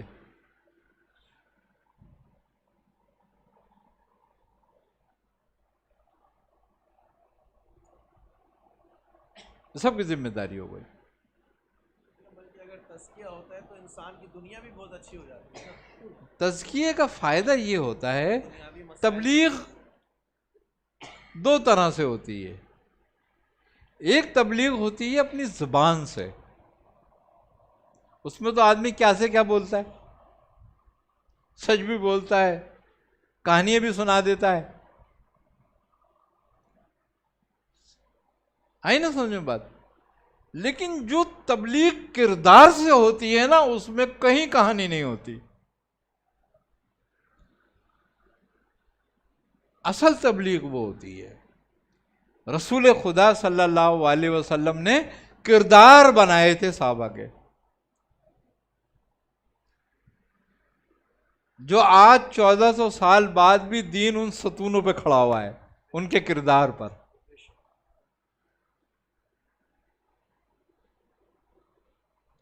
تو جو کردار سے تبلیغ کی جاتی ہے اس میں کوئی کہانی نہیں ہوتی. سب سے اعلیٰ بہترین تبلیغ وہ ہوتی ہے. دیکھو رسول خدا صلی اللہ علیہ وسلم جب بظاہر نبی اور رسول مبعوث ہوئے،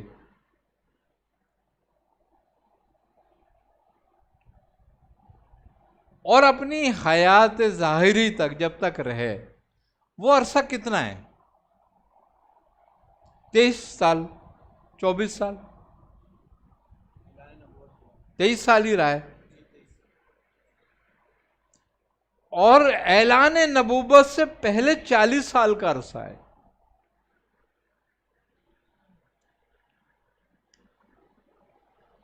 آپ کا کردار عرب نے جب تسلیم کیا تھا یا اب تسلیم کیا تھا؟ مبعوث ہونے کے بعد تسلیم نہیں کیا تھا، مبعوث ہونے سے پہلے کیا تھا. اعلان نبوت سے پہلے آپ کے کردار کو تسلیم کر لیا گیا تھا.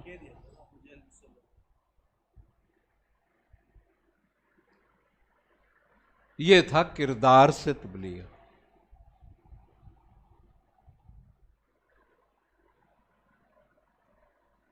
جب آپ نے اعلان نبوت ہوا اور جب تبلیغ کری، اس کے بعد بھی کتنی مشکلیں آئیں. پھر وہی جو ان کے کردار پر ذرہ برابر شک نہیں کرتے تھے، وہ یہ کہتے تھے معاذ اللہ کہ ان پہ کوئی جن آ گیا ہے. کوئی روح سوار ہو گئی ہے.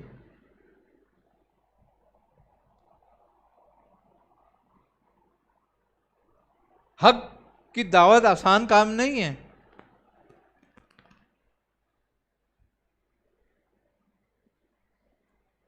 کیوں کہ وَالتَّوَاصَوْا بِالْحَقِّ وَالتَّوَاصَوْا بِالصَّبْرِ. حق کی دعوت صبر کے ساتھ ہے، اور صبر کے لیے خواہشوں کا ختم ہونا ضروری ہے.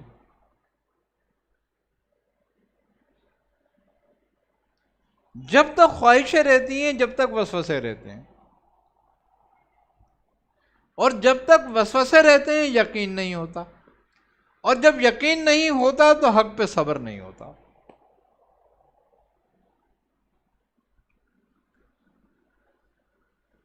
پھر معاذ اللہ بندہ یہی کہتا ہے کہ اللہ کیا سارے لوگوں میں ہی ایک تجھے ملا ہوں امتحان لینے کے لیے.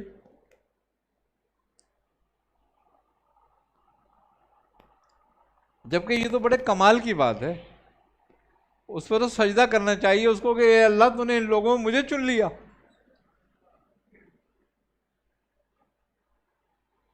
لیکن یہ بات کب پیدا ہوتی ہے سمجھ کہ وہ یہ کہے کہ اللہ تیرا شکر ہے کہ تو نے مجھے چنا. وہ جب پیدا ہوتی ہے جب نفس کا تزکیہ ہوا ہو، جب خواہشوں سے آزاد ہوا ہو. خواہشوں سے آزاد بندہ کبھی نہیں ہوتا مگر اس کے کنٹرول میں ہو. نفس ایسا ہی ہے جیسے بندہ گھوڑے پہ بیٹھا ہوا ہو. اگر گھوڑے کے منہ میں لگام ہے تو بندہ شہ سوار ہے، نہیں تو پھر کتنا خوار ہے.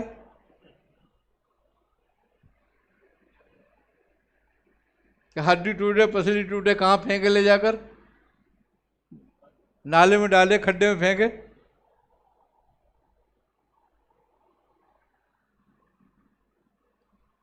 تو نفس گویا ایسے ہی ہے جیسے ایک بے لگام گھوڑا. اس کے منہ میں رسی لگام ڈالنی پڑتی ہے. دیکھو بیل جو ہوتا ہے، بیل کتنا طاقتور ہوتا ہے. بھینسا، بیل، ان کو اپنی طاقت کا نہیں پتا ہوتا کتنی طاقت ہے. شیر سے لڑتا ہے یہ اگر اس کو جنون ہو جائے تو.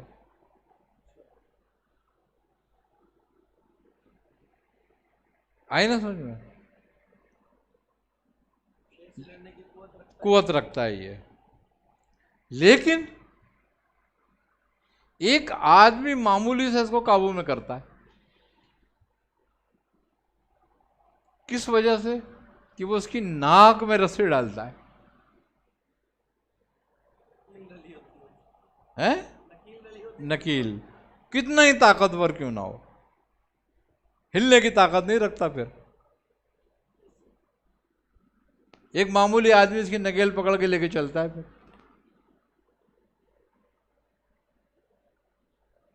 جو شیر کے بھی قابو میں نہ آئے وہ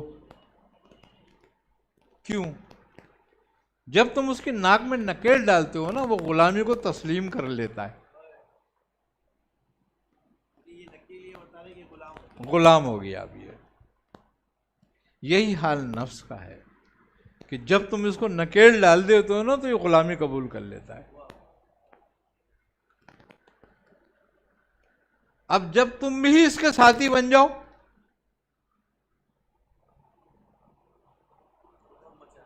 تو پھر دم مچائے گا یہ. پھر کون سی نماز، کون سا روزہ، کون سا حج، کون سی زکوٰۃ، پھر یہ کسی کو بھی نہیں مانتا.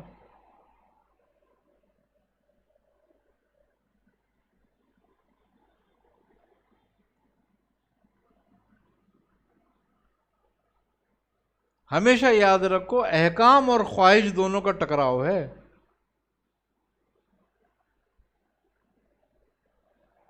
اگر اللہ اس کے رسول سے کوئی چیز ٹکراتی ہے تو وہ تمہاری خواہش نفس ہے، وہ ٹکراتا ہے بس. اور کوئی چیز اللہ اور اس کے رسول کے حکم کی ٹکراؤ کی طاقت نہیں رکھتی.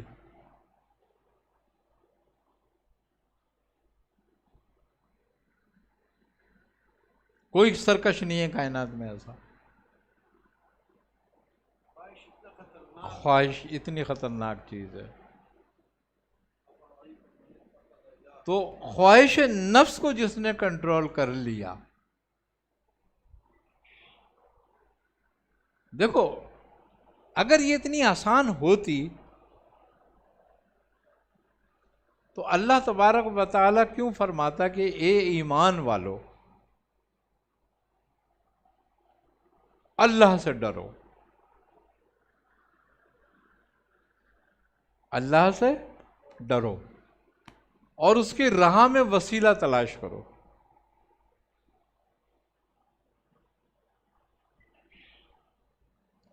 اور مجاہدہ کرو.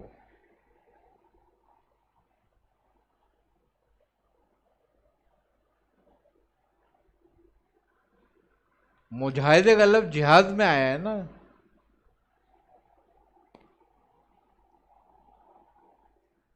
مجاہدہ کرو تاکہ تم فلاح پاؤ.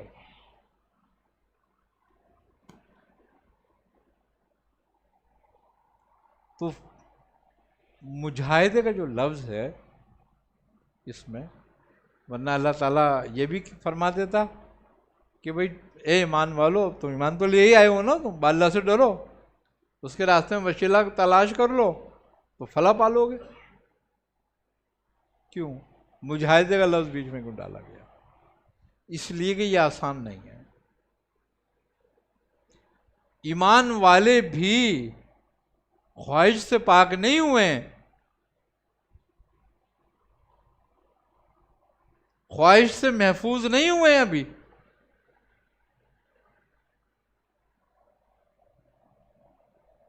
اسی لیے کہ اللہ سے ڈرو، اپنی خواہشوں میں اللہ سے ڈرو.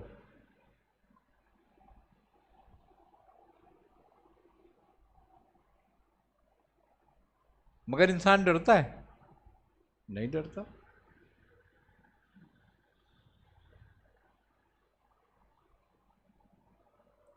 اب وسیلہ بمانی کیا ہے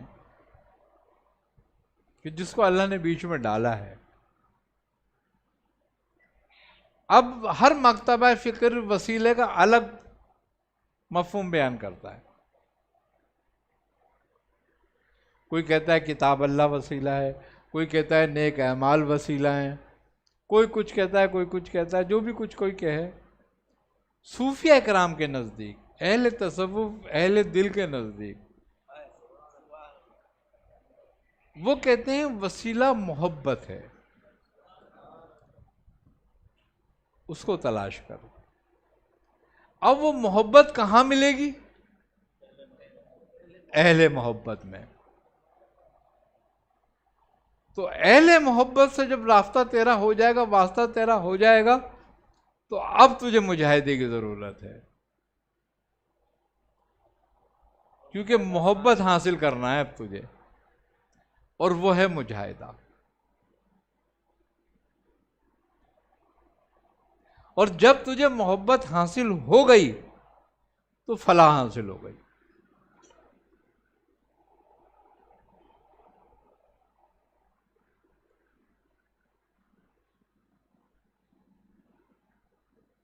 تو غیر کا ترک اصل محبت ہے.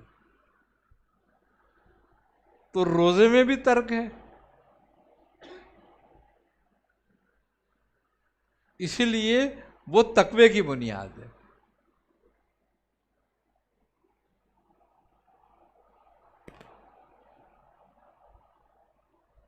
اور نماز میں غیر اللہ سے باہر نکلنا ہے، اسی لیے وہ معراج ہے.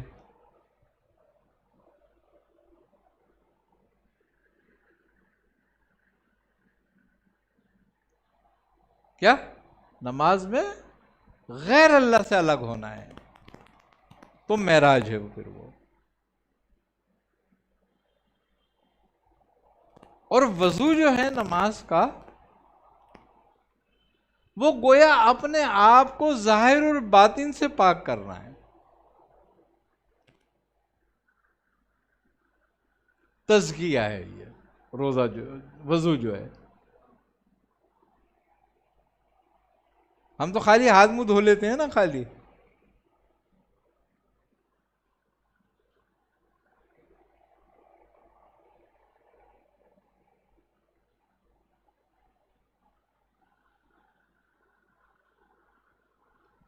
تو یہ تزکیہ ہے وضو.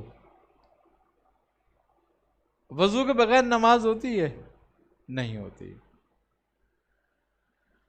تو ظاہری وضو کیا، ظاہری نماز ہو گئی.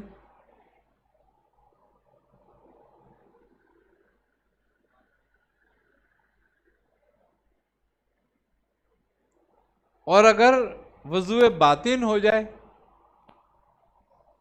تو پھر معراج ہو جائے گی.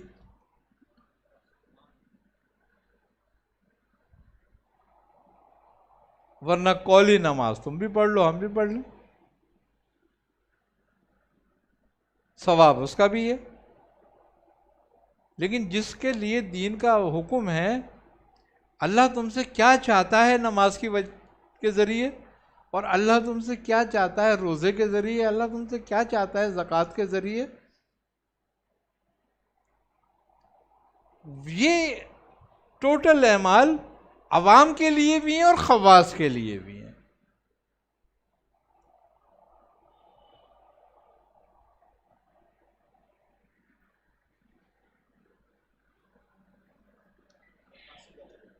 مقاصد الگ الگ ہیں.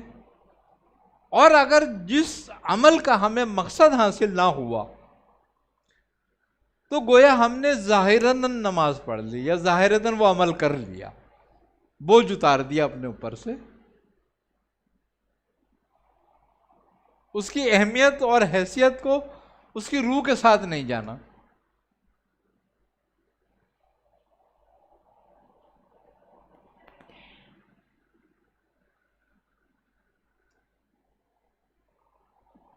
اسی لیے عملوں کا دار و مدار نیتوں پہ رکھا گیا. بظاہر تو بڑے پاک صاف کر و فر سے میں نماز پڑھ رہا ہوں، سارے لباس کے ساتھ. ایک بیچارہ ہے، اس کے پاس صرف لنگی ہے، اس کے پاس کچھ بھی نہیں ہے، وہ اس میں نماز پڑھ رہا ہے. تو میں اس کو حقیر سمجھوں گا. اس کے ظاہری اعتبار سے نا کہ کیسا آدمی ہے. پہلے تو یہ سوچوں گا نماز میں مسجد میں کیوں آیا یہ، اسے مسجد کے آداب نہیں پتہ. اور وہ پڑھ پہ کے چلا بھی گیا اگر، تو میں حقارت سے ہی دیکھوں گا اس کو جاتے تک. اور جتنے بھی پورے کپڑے پہنے ہوں گے سارے اس کو یہی کہیں گے. لیکن پتہ نہیں وہ ہم سب سے اچھی پڑھ کے گیا، اور اسی کی وجہ سے ہماری قبول ہو گئی کہ وہ موجود تھا. کہ عمل کا دار و مدار نیتوں پر ہے. ہمیں اپنے ظاہری اعمال سدھارنے کی، درست کرنے کی ضرورت ہے. ظاہری کپڑے اچھے پاک صاف رکھنے کی ضرورت ہے، مگر اس پر کسی اور کو حقیر نہ جانو.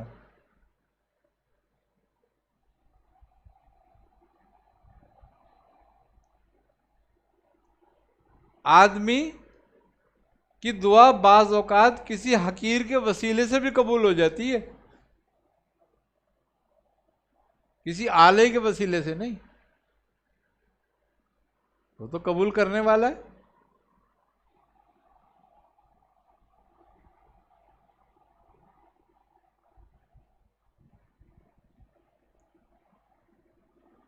یہ ہم نے دیکھا ہے، مشاہدہ ہے ہمارا. مثلاً میاں ارشاد فرمائے جو آپ نے دیکھا. میں کورنگی میں رہتا تھا، تو جس مسجد میں ہم نماز پڑھتے تھے وہ ہمارے گھر کے بالکل قریب تھے. وہ باہر صحن میں نماز پڑھ کے چلا جاتا تھا.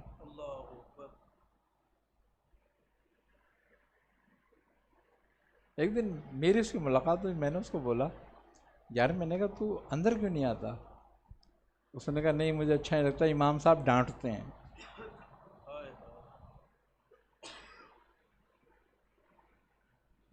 اچھا، وہ امام صاحب جو تھے وہ بھی سلسلے سے تھے، وہ اشرفیہ سلسلے سے تھے. تو میں نے کہا میں بات کرتا ہوں ان سے، وہ میرے بیچارے بڑے معتقد تھے. میں نے ان سے کہا، میں نے کہا تم اس کو کیوں نہیں آنے دیتے ہو؟ کہنے لگے نہیں میں منع نہیں کرتا اس کو، حلیہ ٹھیک کر کے اپنا. خیر کوئی بات نہیں، وہ بات ختم ہو گئی. تو وہ ایک دو لوگ تھے، انہوں نے کہا بھائی ہم اس کو اپنے کپڑے دے دیتے ہیں. کپڑے دے دیے. اب ہمارے پاس اتنے ہوتے نہیں تھے کہ ہم اس کو دے دیں، تو وہ اس کو دے دیے انہوں نے. خیر کوئی بات نہیں. 2-4-5 دن گزرے کہ ان کی بیٹی بیمار ہو گئی صاحب، امام صاحب کی بیٹی. اب وہ ڈاکٹر کو دکھا رہے ہیں، اس کو دکھا رہے ہیں، اس کو دکھا رہے ہیں. یہ ڈائیگنوز ہوا کہ بھئی اس کو کینسر ہے.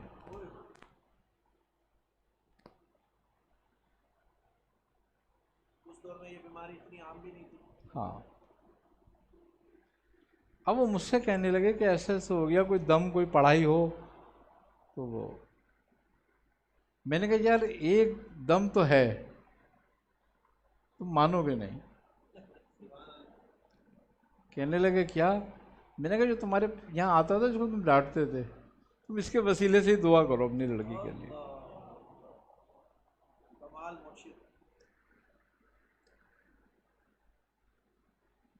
تو ان کی آنکھوں میں آنسو آ گئے. خیر انہوں نے کہا اچھا میں یہی کروں گا.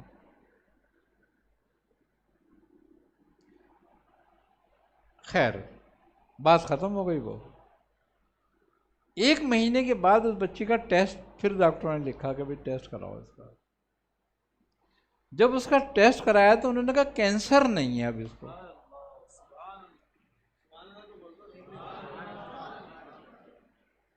اس کا علاج کرو صحیح ہو جائے گی. وہ بچی صحیح ہونے لگی. امام صاحب ایک دن مجھ سے کہنے لگے ایک بات بتاؤ. میں نے کہا کیا؟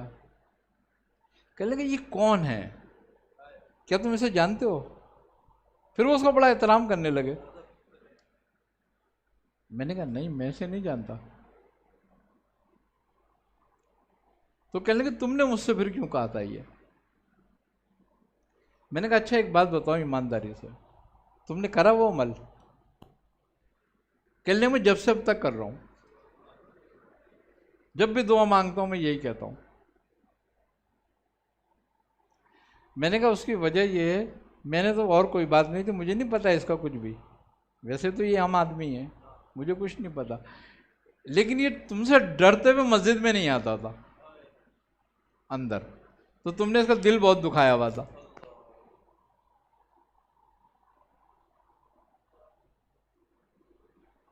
تم اس کو حقیر جانتے تھے نا. اللہ تعالیٰ یہ دکھاتا ہے کہ کوئی بندہ میرا حقیر نہیں ہے. آئی نہ سمجھ بات؟ حقیر وہی ہے جو کسی کو حقیر سمجھتا ہے.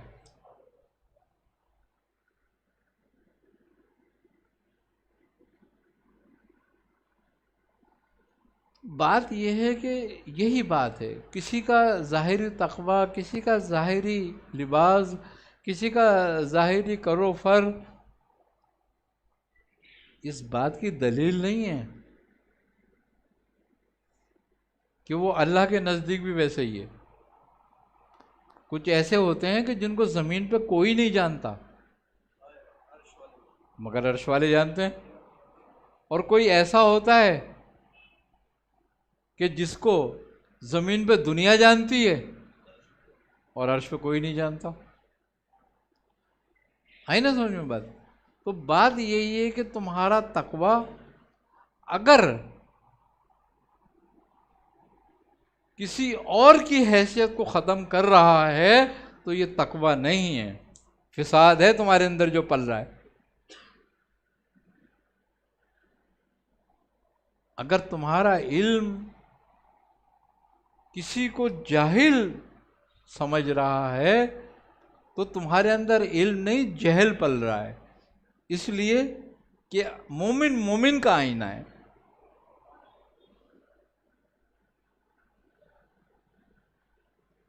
تو کسی کو نہ اپنی دولت پر، نہ اپنے علم پر، نہ اپنے تقوی پر، نہ اپنی حیثیت پر تکبر نہیں کرنا چاہیے، کسی کو کمتر نہیں سمجھنا چاہیے۔ خصائل رذیلہ دفع ہونے کی پہلی سیڑھی ہے یہ۔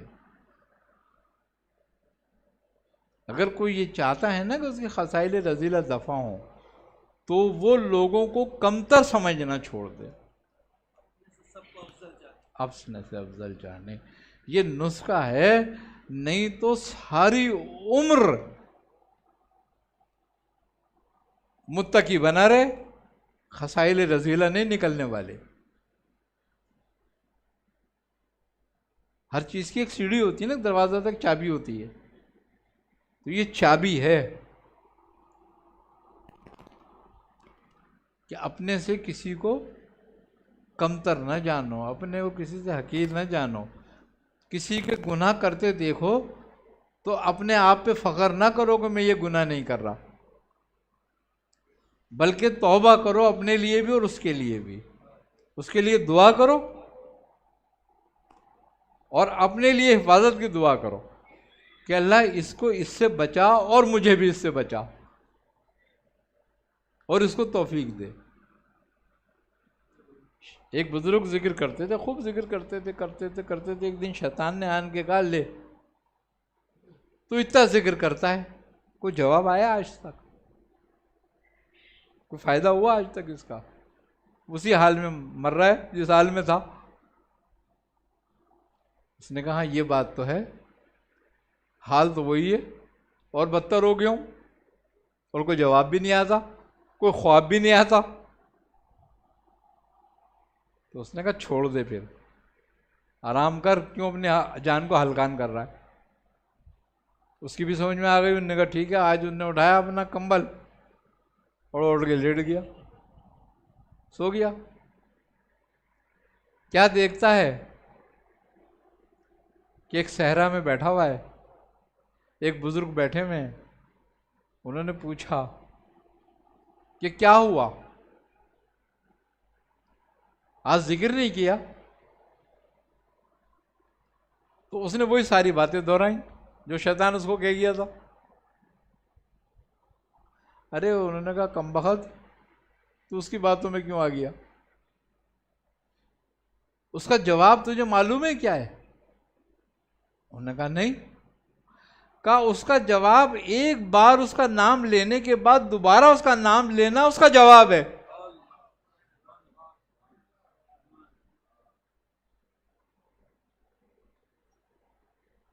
اگر تو نے ایک دفعہ اس کا نام لیا اور دوبارہ لیا تو اس کا مطلب یہ اس کا جواب ہے، اس کی توفیق ہے یہ، اور جس کو توفیق دیتا ہے اسی کو تو جواب دیتا ہے۔ تو اس کا مطلب یہ ہوا کہ ہم جو نیک کام کرتے ہیں، ہم جو عبادت کرتے ہیں، جو ریاضت کرتے ہیں، جو نمازیں پڑھتے ہیں، اگر ایک نماز سے دوسری نماز تک کا ہمیں موقع مل گیا پڑھنے کا، دوسری نماز، تو اس کا مطلب ہے پہلی قبول ہو گئی ہے جب دوسری پہ بہ جائے۔ دوسری کی توفیق جب دیتا ہے جب پہلی کو کر لیتا ہے۔ پہلی بار نام لیتا ہے بندہ اور جب وہ قبول ہوتا ہے تو دوسری بار نام لیتا ہے، ورنہ کسی کو نہیں پڑی ہے۔ جس کو توفیق نہیں دیتا وہ عبادت نہیں کرتا، جس کو دیتا ہے وہ کرتا ہے۔ تو ہمیں یہ سمجھنا چاہیے کہ ہم جو کچھ کر رہے ہیں، اگر ہمیں فجر کی نماز پڑھی اور ظہر کی مل گئی تو فجر کی قبول ہو گئی، اب اس لیے بلا لیا ظہر میں۔ یہ نہیں سمجھو کہ میں پڑھ کر آ رہا ہوں پتہ نہیں قبول ہوئی نہیں ہوئی، اس کے قبول ہونے کی نشانی یہی ہے کہ وہ توفیق دینے شروع کر دیتا ہے، اور جب توفیق پہ توفیق دے رہا ہے تو اس کا مطلب پسند کر رہا ہے، اور جب پسند کر رہا ہے تو قبول کر رہا ہے، تو اور ہمیں کیا ضمانت چاہیے؟ کوئی بندہ نہیں ضمانت دے سکتا ہے۔ اللہ تعالیٰ ہمیں سوچنے سمجھنے کی صلاحیت اور توفیق عطا فرمائے۔ اللہم صلی علی محمد النبی الامی معدن الجود والکرم وآلہ وبارک وسلم صلی اللہ علیہ۔ یا الہ العالمین، یا رحم الراحمین، یا رحم الراحمین، یا رحم الراحمین، اپنے حبیب صلی اللہ علیہ وسلم کے صدقہ طفیل میں ہماری دعاؤں کو اپنی بارگاہ میں قبول فرما۔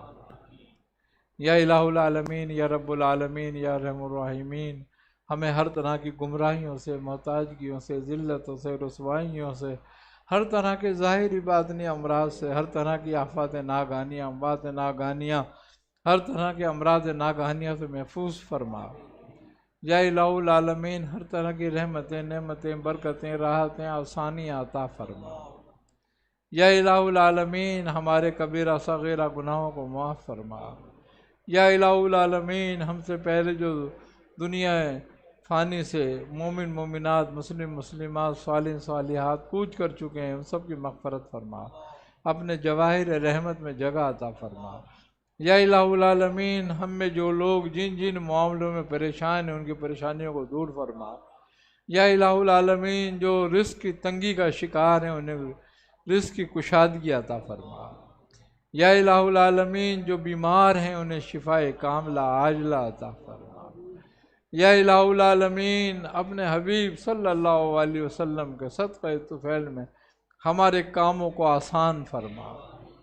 یا الہ العالمین، ہمیں شریعت مطہرہ پر عمل کرنے کی توفیق عطا فرما، ہمیں ہمارے بزرگوں کی تعلیمات پر عمل کرنے کی توفیق عطا فرما۔ یا الہ العالمین، ہمارا خاتمہ بالخیر فرما۔ ربنا تقبل منا انک انت السمیع العلیم وتب علینا انک انت التواب الرحیم۔ صلی اللہ تعالی علی خیر خلقہ محمد وعلی آلہ وصحبہ اجمعین برحمتک یا رب۔